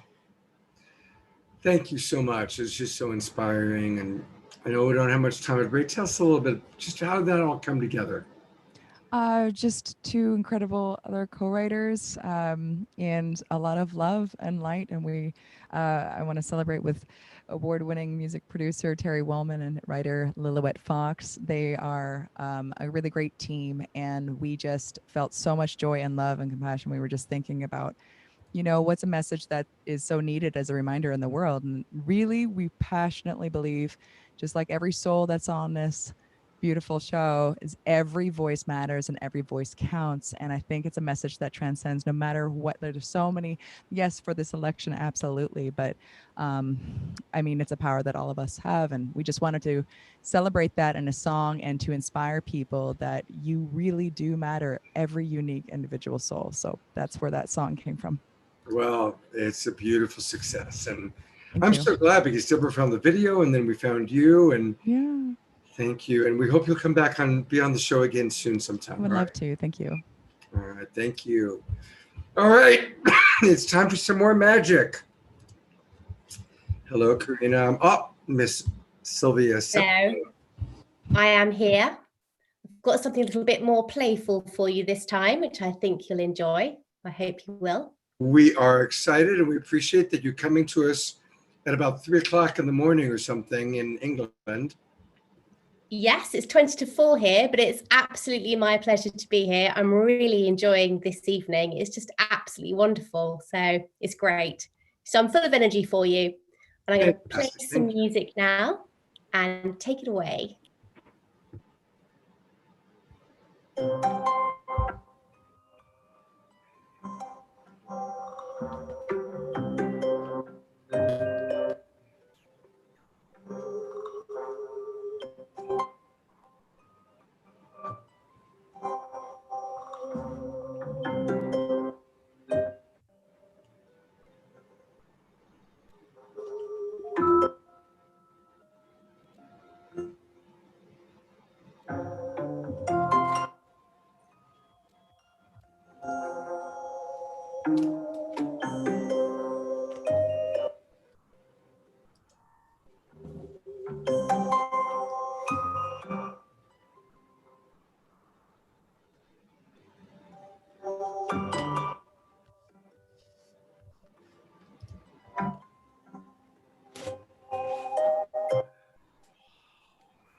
Wow.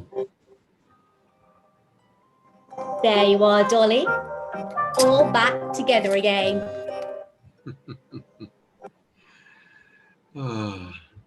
Beautiful. There you are. Now. Oh, did you enjoy that? Very much so. Good. Well, if you have time, I do have a tale of misery and woe, because it's my favourite sort of tale. All right. So, there was a superstitious lady. She invited several of her lively, red-blooded friends for supper. As the group assembled, she counted the number of people present. On her right side, there were 1, 2, 3, 4, 5, 6. She was number 7. 8, 9, 10, 11, 12, 13 people for dinner. Well, that would never do. Being superstitious, she knew that 13 people for dinner was really unlucky. So she asked one of her equally superstitious friends to leave, which, under the circumstances, they were only too happy to do. Relieved, but still concerned, she counted the number of people again. On her right, there were 1, 2, 3, 4, 5, 6. She was number 7. On her left, 8, 9, 10, 11, 12, 13 people for dinner. Strange. She hadn't noticed anyone new arrive. She asked another person to leave. Now, she was convinced there were only 12 people for dinner, but something inside her said, count again. 1, 2, 3, 4, 5, 6. She was number 7. 8, 9, 10, 11, 12, 13 people for dinner. Was she caught in some hideous cosmic joke? She insisted another person leave, and then, just to be sure, she kicked out one more. And they all sat down for dinner. The next day, the news explained it all, how they found 13 people in that dining room, their bodies blackened by death, food poisoning. Bon appetit. Okay. Thank you very much for inviting me to share my magic with you today. Thank you. And people can learn more about this incredible woman with her tales of misery and woe and magic and witching at going to her website. And it's easy to remember. It's sylviasceptre.com. SylviaSceptre.com. That's one. Thank you very much, Scott. Thank you. Thank Good you, to have you Deborah. with us. Everybody. Thank you for staying up so late. My pleasure. It was fun. See you soon. So this is not, what we're going to go to next is not a tale of misery and woe. It's more on the light side because it's a light touch video. And as we look at this light touch video, what I want to ask everyone to do is to remember what Danyan suggested. Let's do some conscious breathing. Really inhale, maybe make a wish or take a look at the affirmations coming at you, and then exhale. Let's all do that for a couple of minutes.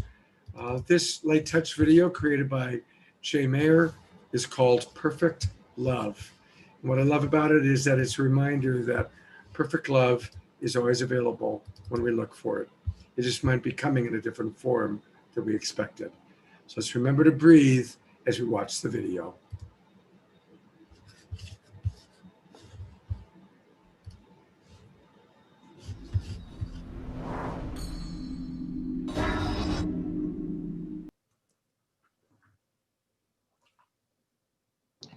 You're muted, Scott. Unfortunately, I was muted and somebody else wasn't. So a big reminder, I'm asking everybody to please remember to keep themselves muted when you're not speaking, because I know we have a lot of people on the panel today because of the costumes and such, but let's remember to keep ourselves muted. Thank you very much. And thank you, Jay Mayer. Let me see if I can find Jay somewhere for a moment so we can all appreciate him. Where is Jay hanging out? Where are you, Jay? There he is. Hey, Jay. Thank you for those really wonderful videos. Thank you again for your support of the show, and thank you for your generous GoFundMe donation. And one of the things that we're offering is people that showed up in costume tonight, if you want to get a free 15-minute demonstration or learn about light touch, free 15 minutes with the man himself, just go to light-touch.me. And that's where you can give you contact information. And Jay or the lovely Jan will get right back to you. Jay, we love you so much. Thank you. All right, I'm going to turn it over to Deborah, who is going to lead us into the next part of our show. And where are you, Deborah? There, no, there you are. Thank you, Scott. And one thing that we're doing consistently on this show, because one of the benefits, if there is benefits in all this going on, and we know there is there's a lot of virtual conferences, festivals, and gatherings happening. And this is really helping us to come together, meet each other, and really share potent information. But tonight, there is a dance party happening. And this is being produced by Earth Dance TV and the Glow Tribe. It's the Glow Tribe Shake Your Bones Halloween Bash. So you can jump over there now or right after our show. DJ Dragonfly, incredible DJ, is doing a dance set, as well as DJ Farrell. And here's some more information about it. There's, there we go. That's the PDF that gives you where to go. And we're going to play a video right now that they created. It's a fun little video. Enjoy.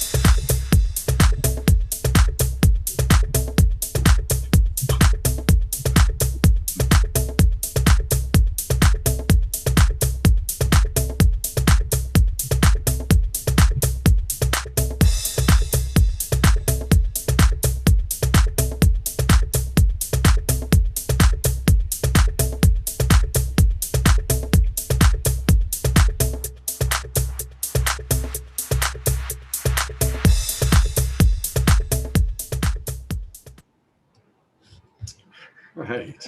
And they've been creating these dance parties ever since the lockdown. And Halloween is definitely their biggest one yet, with DJ Dragonfly and DJ Farrell. So if you want to dance, continue the Halloween party. I've posted in the chat room and on Facebook, and it's free to register. So go join them. I'm going to go there right after the show. So they'll be dancing for a while. Don't go away right now, because we still have a wonderful musician, and then really the highlight of the evening. And I know we're running late, but Mark Anthony is going to do readings for us. So stick around for that. We're almost there. We're almost to Mark. There is one other thing that I wanted to mention, though, and that is, again, talking about protecting the vote, about really honoring that we've got a really big week ahead of us. And so I'm participating in an event tomorrow. A good friend, Justin Deschamps, put it together. I'm going to be leading a prayer and a meditation, and it's called Protect the Vote. You can register and go there by going to protectthevote.live. Protectthevote.live, register. It's free. It starts at 11 o'clock in the morning. From 12:30 to 1, we're going to be doing prayer, meditation. This is a non-partisan, non-denominational event, but an opportunity for us to all come together, unify. We're going to have red people, blue people, purple people, green people, all coming together, holding the highest vision for our country, for our world. It's truly a global peace tribe kind of an event. So I really want to encourage people to come do that with us. And again, I'm going to put up a different banner. There's another way of kind of seeing it. And again, just go to protectthevote.live. There's 2 T's in there, protectthevote.live. Join me. And we've got a lot of wonderful people who are going to be with us. This is being sponsored by about a dozen organizations. They have wonderful speakers. A lot of the speakers that have been on our show before. So please join us tomorrow for that. It's important. And usually I do a Sacred Sunday show every Sunday morning, and instead I'm participating in that event. All right, it is time for our last musician of the evening, and to tell us about her, I go back to Deborah. Thanks, Scott. And yes, we have one more music act, and then please stick around for Mark Anthony. It's going to be totally amazing. Bethany Lovelight is a cosmic conscious musician who offers anthems for avatars, and she's performed at many festivals and conferences, and she specializes in eco-conscious hip hop. So Scott, can you bring her on now? We'd love to see Bethany. She's there. Okay. Hi, everybody. Thank you so much for all the beautiful music and the inspiring information and the costumes. And, you know, my chakras are enlightened and I feel really inspired. So thank you so much. And thank you, Scott and Deborah and Shariah and everyone. Really appreciate it. So hail All Saints Eve, Happy Samhain, and Dias de los Muertos, and Happy Halloween. And in honor of this bright, beautiful, amazing moon that is shining so bright, I just went out and said hello to the moon. In honor of the moon, which the light that's shining is actually the bright sunlight, I would love to share with you my tribute to the sun entitled Orb in the Sky.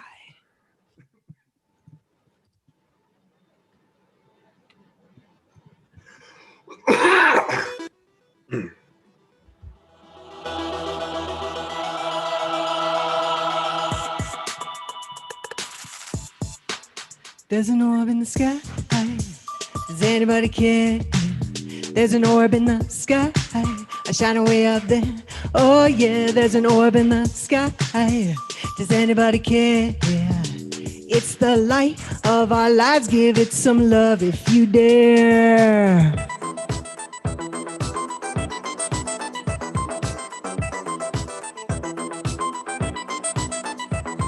The secrets and codes of the cosmos emanate from the sun where the light comes from. So get in it with your bare skin and let it touch you with the information. Radiate with the light from beyond, pouring down through us like a cosmic song, waking us up to the truth that we are, intergalactic supernatural stars. There's an orb in the sky. Does anybody care? There's an orb in the sky. I shine away up there. Oh yeah, there's an orb in the sky. Does anybody care? It's the light of our lives. Give it some love if you dare.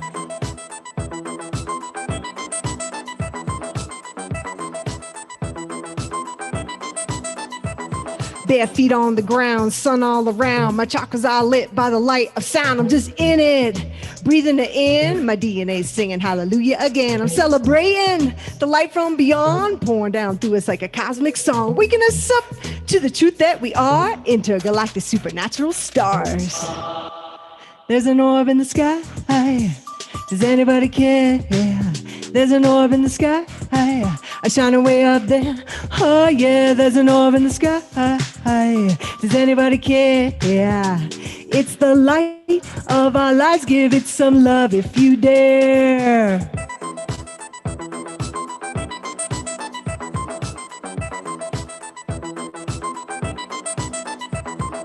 Energy flows from the cosmos and I feel like I'm generating new rainbows cause I am, and I like to jam. And when my solar panel's hot, I feel like I can elevate with the light from beyond pouring down through us like a cosmic song, waking us up to the truth that we are intergalactic supernatural stars. There's an orb in the sky. Does anybody care? There's an orb in the sky. A shining way up there. Oh yeah, there's an orb in the sky. Does anybody care? It's the light of our lives. Give it some love if you dare.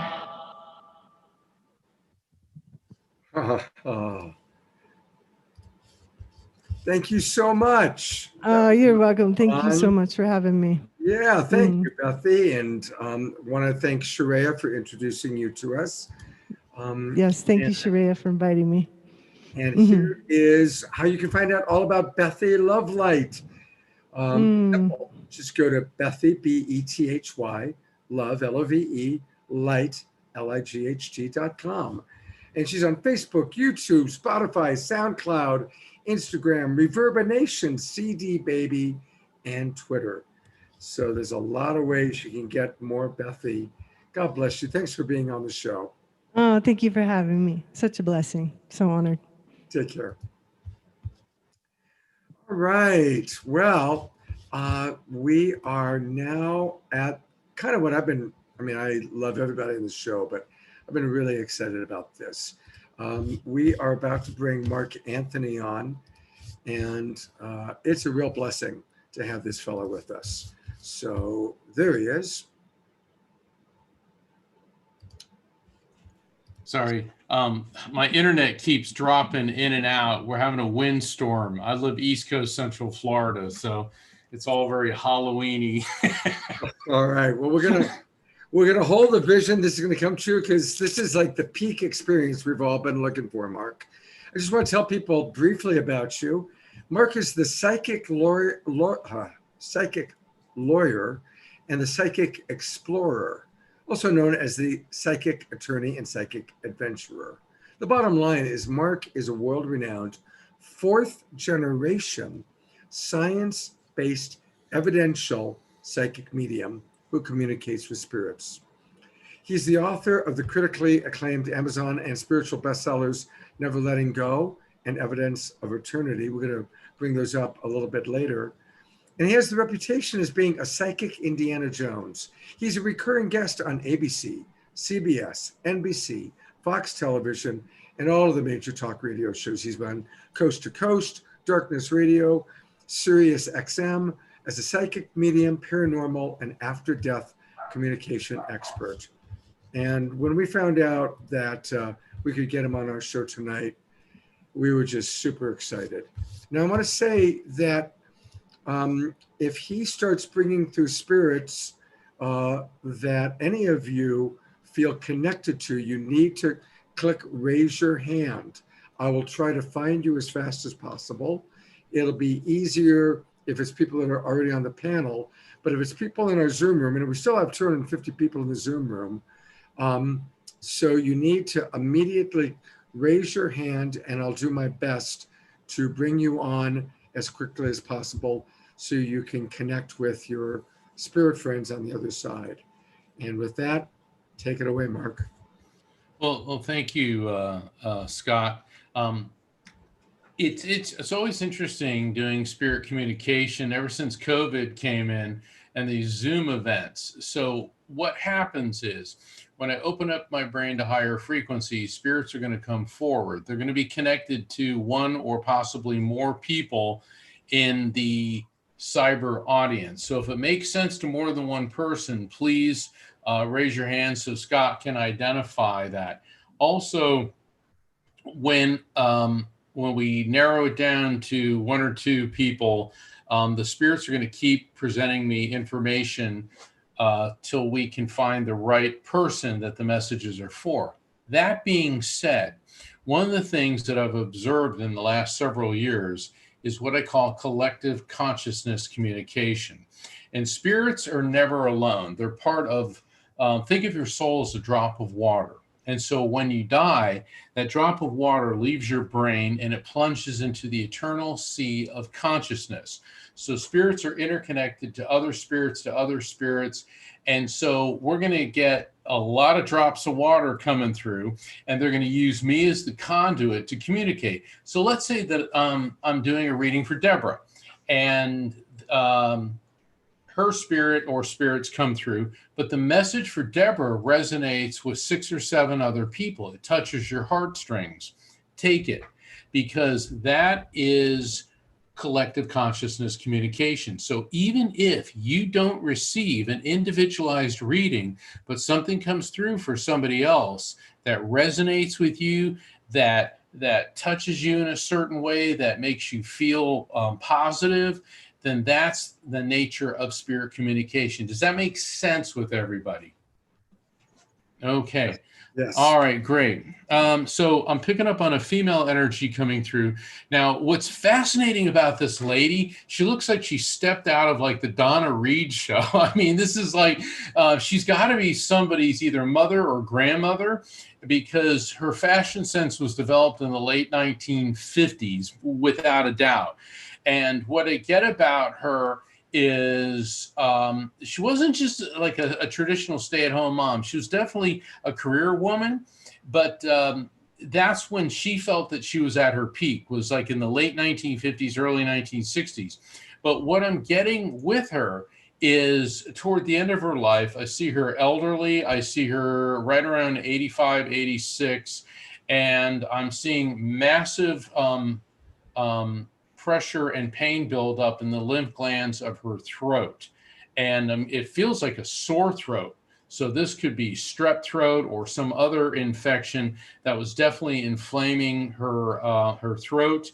I'm feeling lungs filling up with fluid. This could be congestive heart failure, but this could also be a pneumonia.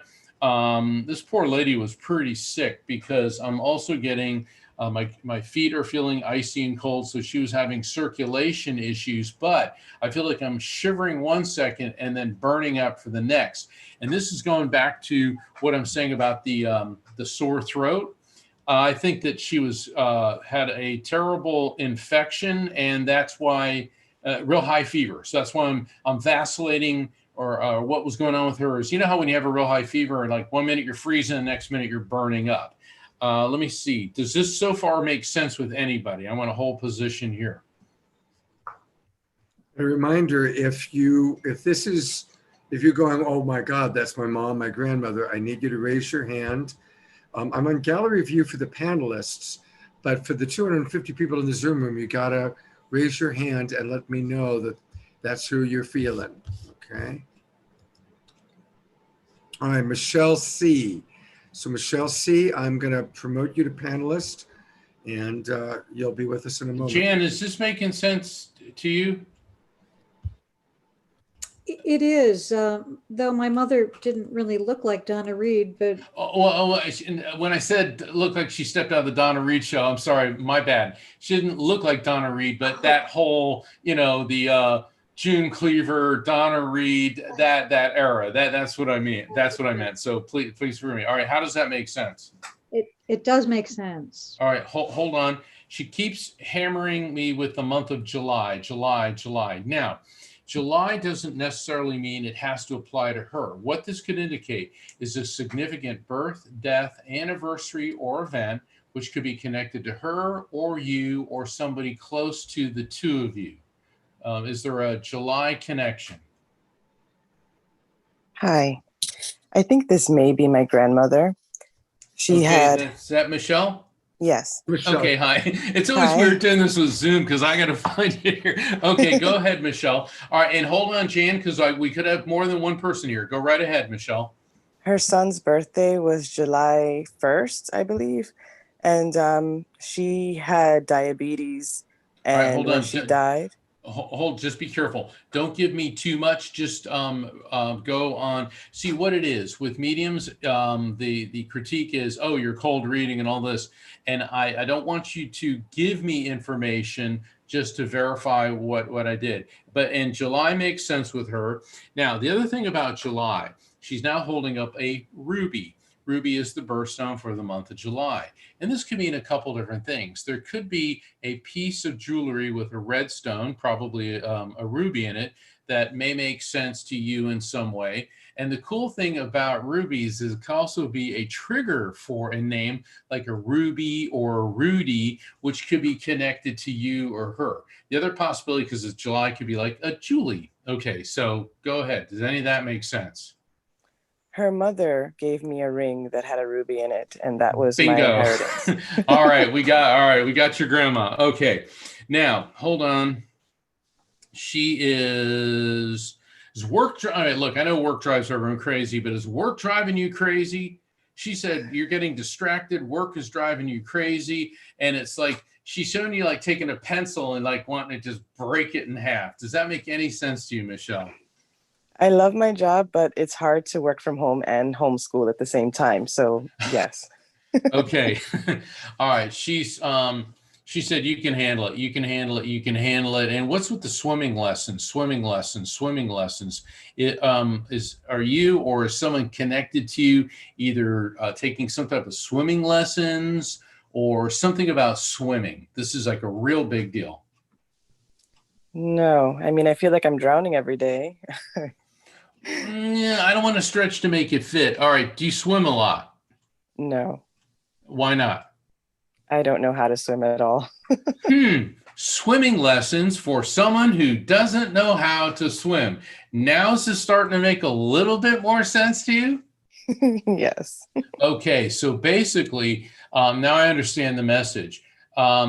Not that you have to run out to the Y and start taking swimming lessons, but what your grandmother is telling me is that you have to do things that you're afraid to do to build confidence. Now, the cool thing about this, Michelle, is that's kind of what you do anyway. She said there's no challenge, there's no obstacle, there's no fear factor that you won't conquer. She said that you take things head on, you hit it, you confront it, and you always get through it. And she said, while you're at it, learn how to swim. Hey, Mark, I just want to let you know that I've also added from our Zoom room, Alice Stroud, whose mother was named Ruby and was born in July. Okay, perfect. I want to hold that for a second because I'm going to go over to her. Collective consciousness communication.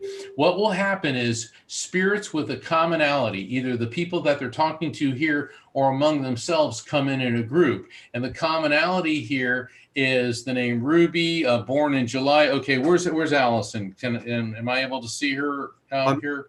I'll add her now. There she is. Okay. Oh, hi, Alice. Okay. Interesting. She showed me the Cancer time frame. Now, hold on a second. Cancer, when I see the image of a crab, this can mean a couple different things because normally when I do a reading, I do about a 15 to 20 minute pre-explanation to explain how they work with me. When I see the image of a crab, now that could mean the Cancer time frame, which runs roughly from June 20th to July 20th, and there could be births, deaths, anniversaries, or events connected to you or your mom or someone close to you within that time frame. But it could also mean, hey, you love or hate eating shellfish or iodine allergy, but it could also mean the disease cancer. Does any of the above make sense to you? She was born July 23rd, which I understood to be on the cusp. Oh, yeah, close enough. Okay. She did not have cancer that I know of. Right. Oh, the other thing is a lot of times spirits will bring up things that don't necessarily apply to them. It could apply to you or somebody else close to you. And she's zeroing in on the front end of your car. What's going on with the front end of your car? Did you have some issue with one of your tires recently? Because she's showing me a tire on the passenger front side feels kind of soft, like you could be losing air in it, or it's going bald, or there's some problem with that. Does this make any sense? Well, one of the front tires was quite bald. I replaced them both. That would be a Recently. yes. Okay. I So, guess, yeah. all right. Well, no, not I guess. That's a yes. If you just replace the tire. And the reason that I say this, because a lot of times people are like, well, why do they bring up things like this? The spirit is building a rapport with me, and they'll start bringing in things that may appear initially to be somewhat smaller, and we lock onto each other because now she wants to talk about you, and she's zeroing in now on your thyroid gland, and she's telling you that it's not really in a bad state, but she's talking about you getting this sense of, like, sometimes when you stand up too quick and you get this dizziness and you feel this fatigue and disorientation. She said that also you're pushing yourself too hard, you're not sleeping enough. And she said that you think you're hydrating enough, but you're not. Does any of that make sense to you? Yeah, I don't sleep well. What was the other one? I forget. I don't know. It comes in so fast, I don't always remember it. Something with your thyroid. Something with your thyroid. When's the last time you had your thyroid checked? Oh, it's been years since I've been to a doctor. All right. So write this down. Monday morning, call doctor, make an appointment. Okay, because this is what I call spirit intervention, where spirit's coming in to intervene to head off at the past a problem.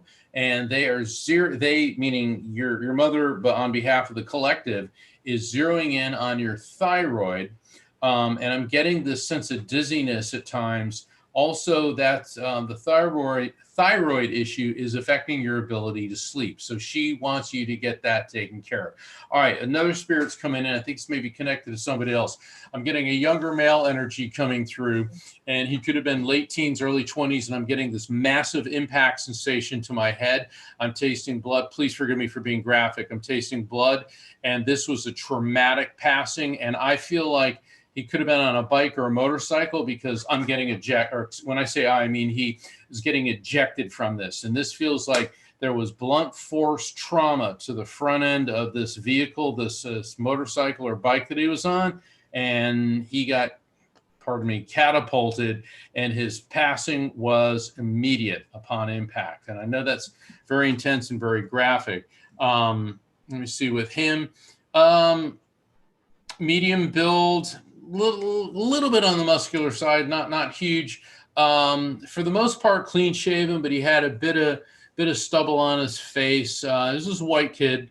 And this was totally an accident. Is this making sense with anybody?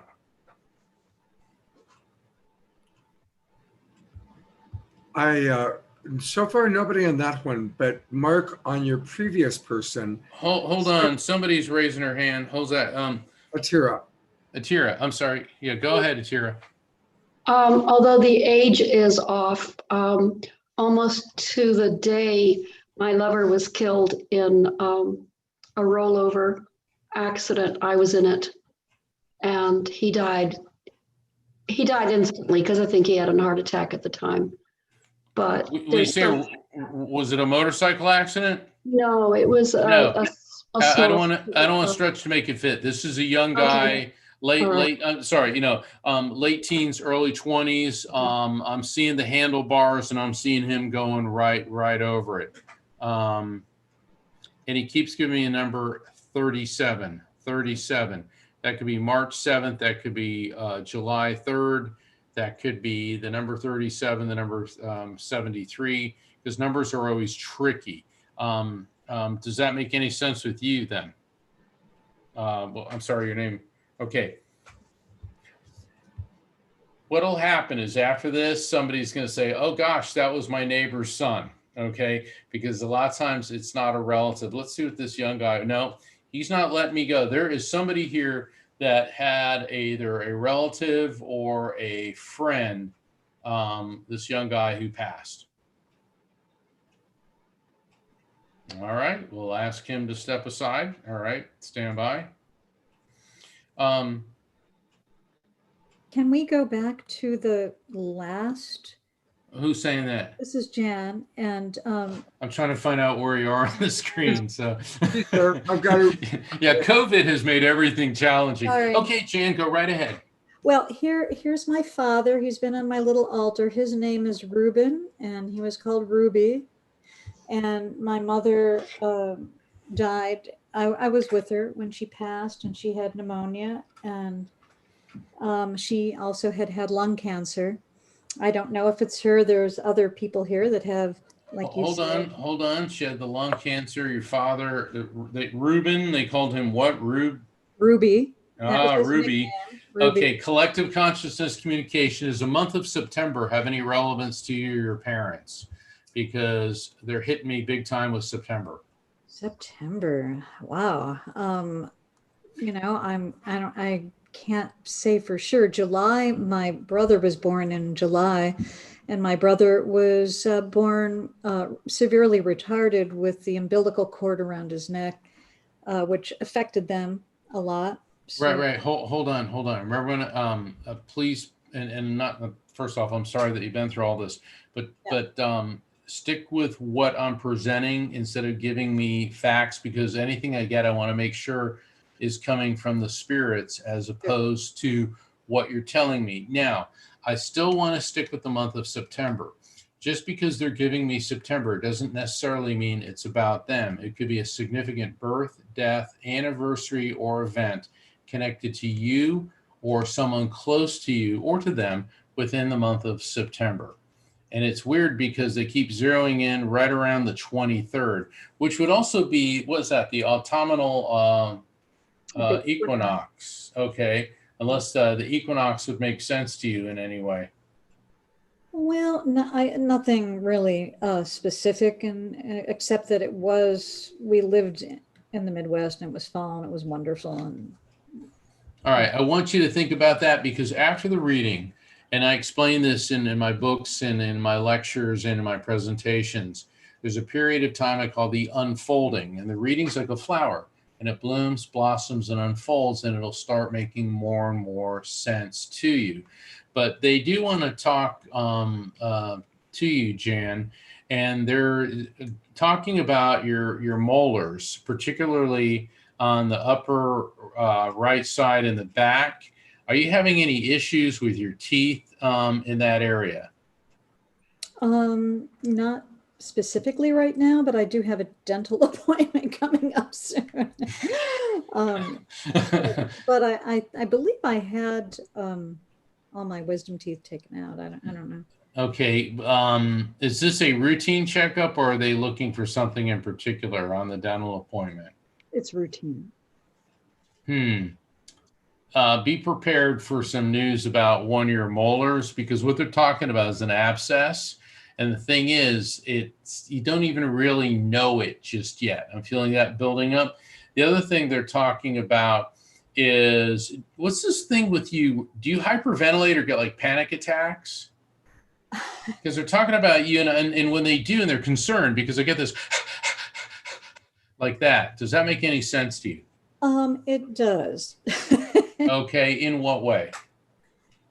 Just anxiety and sleeping and. Okay, let's see what they. Well, there's a lot going on, and please forgive me. There's a lot going on with you hormonally, but that's part of it. And your mother's saying, don't worry so much about it. But there's also something going on with you with your blood sugar levels. And they're telling me that your blood sugar is causing a lot of this physical stress. They're also telling me that, I don't want to necessarily use the word worry wart, but let's say that you're very concerned about everybody around you. Also, you're an empath, aren't you?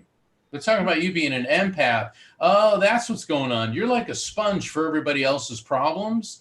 And your mom is telling you that you've got to start envisioning like there's mirrors around you deflecting other people's tension away from you. So that when this starts happening with you, realize that, especially with the panic attacks, like that, what's going on is you're picking up on angst from other people. And they're also telling me that when you get into crowds, like if you went to a shopping mall or some crowded place, that is very, very stressful and very, very difficult for you.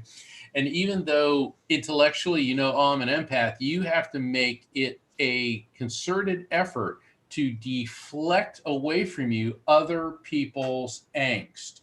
Because what your dad, I was switching over to your dad, and what he said is those problems are those people's problems.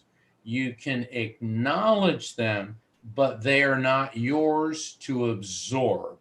And the reason they're talking about your teeth is you grind your teeth when you're sleeping, and it's causing issues, particularly in your molars. So when you go to the dentist, don't be surprised if they say, you know, you need a bite guard because you're going to end up cracking a molar. That's what they're telling me. Does that make any sense to you?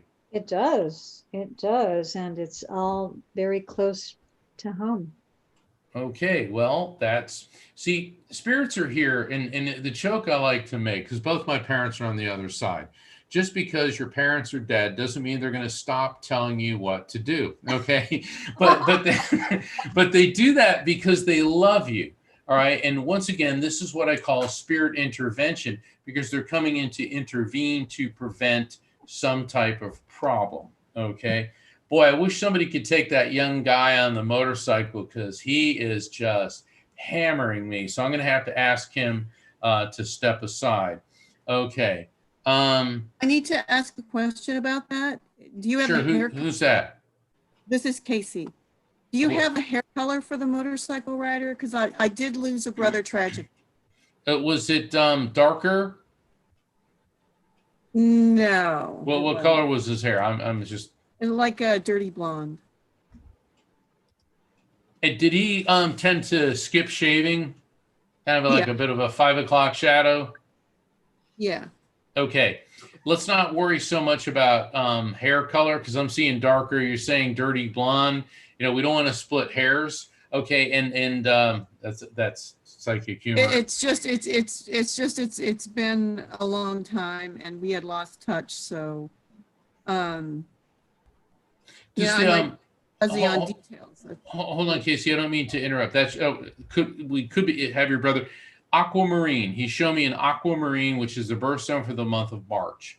Is there a significance either to the color aquamarine, the stone aquamarine, or a significant birth, death, anniversary, or event connected to him or you or someone close to you within the month of March? Ooh, not that I know of. I mean, there's April, but there's not March. No, it's March. I know of. And did you have a ginger-colored kitty, like a tabby? No.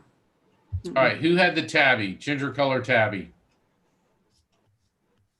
This cat is orbiting the spirit.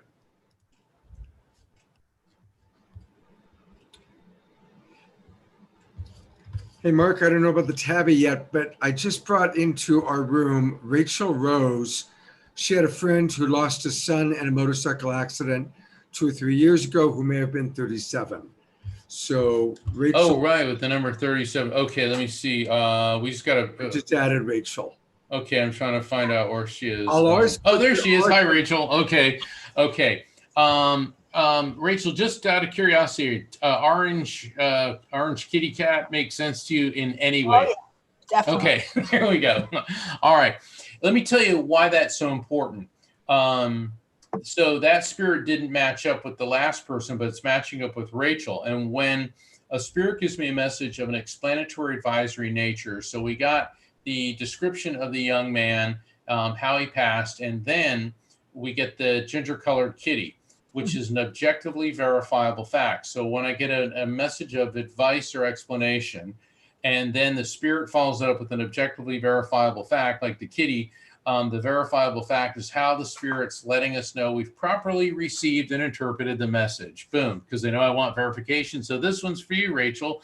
So this was the son of a friend of yours. Okay. I didn't know him, but I didn't really know him. And I But really you know his mother though, right? We're Facebook friends. I never met her in person, but he was the aquamarine. He was a surfer and was in the ocean a lot. Okay. I don't know his birthday though. Is your dad on the other side? Definitely. Okay, because he just. All right, hold on, because he's stepping aside. He's like pulling your dad in, and with your dad, what I'm getting is, oh my God. Well, before I assume this is your dad, there's a guy on the generation that would be your father's level, and I'm getting a massive pressure buildup in my head. This could be high blood pressure. This could be a stroke, or this could have been something else going on inside of his head prior to passing. The other thing is that I'm getting is his consciousness coming in and out of clarity toward the end. So I don't know if he was like dementia or heavily medicated, but he's telling me he knew what was going on. He said, but he was having a really hard time trying to communicate. Does this make sense? Yeah, he died of lymphoma. He was heavily medicated with chemotherapy. This was 1977. So. Hold on. Remember, be careful about giving me the whole scoop. All right. Okay. All right. Hold on. What's with you and Mother of Pearl? Mother of Pearl. Mm-hmm. I love pearls are my birthstone. I'm a June. Bingo. Mother of Pearl. Pearls are your birthstone. All right. So now we know we got him. You know, he knows that you love him, and he knows that you know that he loved you. Definitely. But he wants to make it crystal clear that he loves you. And the funny thing about your dad, he comes across like a military guy. Like, I mean, well, no, hold on before you make the faces. Okay. What I'm getting is he's like in my face, like, you tell her that I love her. Okay. And that she needs to know this. And also she needs to stop second guessing herself. When she makes a decision, she needs to trust her instinct, because her first impression is good, but then she'll sit there and question it, and come up with, and then you'll sit there and say, well, am I doing the right thing? He said, you always do the right thing because of your innate sense of morality, compassion, and love for others. Thank you. I want to leave that with you. Mark, earlier Noelle had quite a few connections. I'm going to bring her back on. She was really connecting to one of your earlier. So Noelle, go ahead and unmute, and you can share with Mark what was happening for you. Oh, well, thank you, Scott. That's so nice of you. You know, I thank you, Mark, for doing all these wonderful readings. I'm connecting in so many different ways. So you were talking about collective consciousness. And so I'm hearing all these messages and I'm taking them to heart. I'm definitely an empath. Relate to having the panic and picking up on other people's energy. My dad died of a blunt head injury and was in the hospital for 3 days and was in and out of it. And his last communication was to me. And hold on. Did he like Elvis? Oh, yes. Oh, because I'm hearing ho ho ho ho ho, and I mean I'm hearing this whole Elvis thing, and he's talking, he's singing. All right, if I don't do this, he goes, "It's a blue Christmas without you." Oh, I mean, I'm getting this whole Elvis thing going on, and wow, Blue Christmas, and now Elvis's birthday was January 8th, so he's definitely pulling me into January, first 2 weeks in January. So there could be something with you or him there, but my grandmother, I'll say that, my grandmother. Okay, so you got a bunch of folks, okay, coming through. Now, it's interesting that of all the songs that he picked was Blue Christmas. And we know that when somebody we love dies, the holidays after that are really, really tough. But he said that he's holding up a candy cane and he's breaking it. And so after he died, was Christmas like not happening for you? Or was there some issue with December? Well, my birthday is in December. There we go. Okay. So what it is, they gotta get me to December, and stand by. This is a big birthday for me, so yeah. I know turning 30 is really tough. So right. Hold on. So your birthday's coming up. So that's why he is pulling me into the month of December, and. You meditate a lot, don't you? You know, so I like, yes. Yeah, that's a yes. The reason I'm saying that is because I'm hearing, whenever I hear like this, what that means is that you are in a meditative state, are increasing your vibrational frequency, and spirits hear that. Okay, so you got your dad over there, and did somebody have a little dog like a Chihuahua? Somebody's got some little dog over there. My dog Honey, which was my Cocker Spaniel, but I'm a big animal lover. I have 2 baby kittens right now. They're only 6 days old. Okay. I know I'm seeing a Chihuahua. Okay. Don't worry. Hold on. All right. Oh, your dad won't give up. Somebody had a Chihuahua. Somebody in the room had a Chihuahua. All right, but let me get this message from your dad. Hold on. Perfect Earth? Perfect Earth. I mean, come on. We all know, Earth's beautiful, but it's not perfect. But he keeps using the term perfect Earth. And now he's showing me Earth Day, which is April 22nd. Is there something at or around April 22nd which makes sense to you? I'm a very earthy person, and I think I brought that back to my dad, but he was that way too. Okay. Heaven All right. on earth. Heaven on earth. Well, there you go. I'll leave that with you. It's really nice because a lot of times I make connections for people that had horrible relationships with family members, and your dad just loves you so much. I love this has been a really great group to do connections for. He said, you talk to him, and do you sing to him? I do. You sing to him. Okay, that's interesting because you got the meditation, but you actually sing to him, and he's in spirit, and he says, I hear you. I hear you. We were a singing family, and that was my mother's vision for us, that we'd all get back together in the heavenly choir.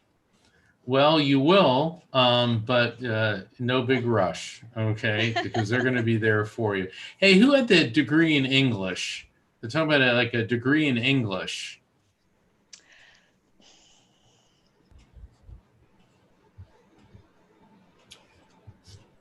Hey, Mark, I want to acknowledge that one of our panelists had a Chihuahua Okay. that put to sleep last week. Oh, that passed last week? Yeah. Okay. So Yeah. What happens when I open up, it's not like spirits come in one at a time and go, hello, I'm spirit number 1. And here's the name. I get like a mob. Okay. And we get dogs, cats. I mean, I even connected with a bear once. That was a whole nother story. All right. So who's the person with the Chihuahua that I've got her in, I've pinned her now. Her name is Susie, and she's right there. Okay. Susie, hold on. Let me go to. Look, I always bring them into the pinned room. So if you just stay on speaker view, you'll always see the people that I'm bringing in. Perfect. Okay, there we go. So it's Susie. Thank you.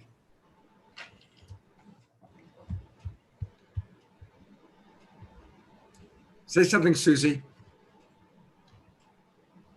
Hi. Hey, Susie, how you doing? I'm still in denial. Okay.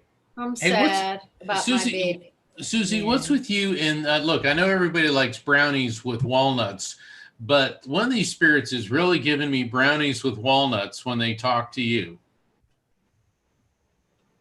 All right, do you love? All right, That would love be my brownies. mom. Hey, She that also would be your passed. mom. I'm sorry. She passed a year ago, August, and I'm just now coming out of that. Okay, and she's the brownies with walnuts She's supposed person. to contact me, but she hasn't done it yet. Well, she's doing it now. I need you to cooperate. she's Come big as on. Okay, so sorry, I'm just. And she said you need a new shower curtain. Shower curtain. Did you do something with your bathroom, like reorganize? Oh, that's a yes. Okay, tell us what's going on. Oh, my internet just slowed down. It'll come back. My friend is in the bathtub right now because I don't have a shower curtain. I'm serious. She's taking a bath. All right. So mom says you need a new shower curtain. So what are we going to do tomorrow? We're making a trip to Bed Bath and Beyond. All right. So yeah, your mom's coming through. Now, the reason they bring things like that up is because she wants you to know that she's around you and aware of what's happening. And she said that she is making contact with you. And I have to explain this. What's going on, Susie, is you're so distraught from her passing, completely understandable, that your intense grief is causing an unintentional barrier. Okay. And so instead of saying, Mom, I want you to come through, what you have to do instead is, Mom, I invite you to come into my dreams.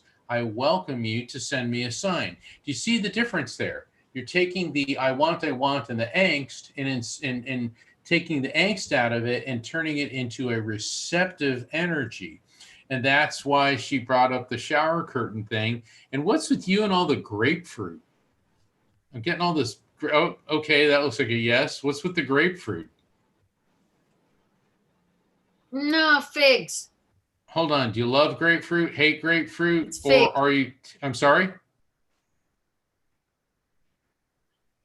I've been really involved with figs. There's a huge fig tree. No. I don't know anything about grapefruit. I like them. No. Don't start doing figs if I give you grapefruit. Okay. Are you on any type of prescription medication where you're not allowed to eat grapefruit? Hold on. There's something with you and grapefruit. My mom was. You're all right. My That's mom. it. That's It was it. my Very mom. good. Very good, Susie. See, we're getting this, and that's a verifiable fact following a message. Your mom was. She's talking about your blood pressure. She said it's better than it used to be, but it's kind of up and down, up and down. What's going on with you and your blood pressure? It's always really low. I don't really have any blood pressure, but she did. Well, hold on. Not Your me, blood though. pressure is always really low. Low on the normal end of things, or low where you need to get it back up? Yeah. Yes, what? Yes. Low normal. Yes, normal low. You need to be keeping an eye on that, because certainly high blood pressure is bad, but so is when your blood pressure is too low. So the reason that she's coming through, she's telling you that you need to keep an eye on the blood pressure. Oh, your Chihuahua's stepping forward. Okay. Okay. Chihuahuas, and they always have a lot of energy. You know, they're very energetic dogs. This dog thought it was a pit bull. Okay. Especially when it came to protecting you. All right. So you had a very, very good bond with this ant. Was this a female? Yeah. Okay. Because I see her spirit like orbiting, circling you. And this dog was actually a very good judge of character. Like if somebody came around that was a good person, the dog was very mellow. And if somebody was a disingenuous person, the dog picked up on that right away. And she's also thanking you for making the, did you have to have her put down? Because I'm getting this, she was in such agony, and she knows that you've been agonizing over the decision to put her down. She wants to thank you. She said the pain, see, as a spirit, she understands why you had to do what you did. When she was in material world form, she was just in absolute agony. And so that's why she's reaching out from the other side to thank you for putting an end to that absolute misery. And she knows how difficult that was for you. And this dog also knows that you would never do anything harmful or hurtful to her. So she said, thank you. Let me tell you something. Animals communication is always fascinating, because animals either like you or they don't. They're not like human relationships where we have all these subtleties and nuances and things. And so she's coming through to make it very clear in no uncertain terms that she could not have had a better guardian. And so I will leave that with you. Hey, Mark, thank you so much for all that you've done tonight. I mean, this is really something.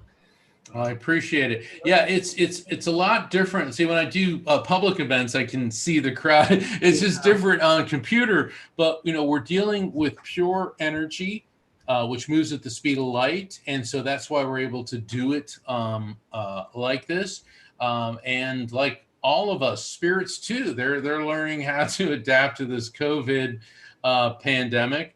For what it's worth. In the past 8 months, I've been getting a lot of messages from spirits. I'd say 95% of the readings, they talk about COVID. And it looks like March of 2021, things are going to start to turn around for the better. Now, that may coincide with a vaccine or viable treatments. And the really weird thing is, I was talking to one of my clients. I did a reading on her last September of 2019.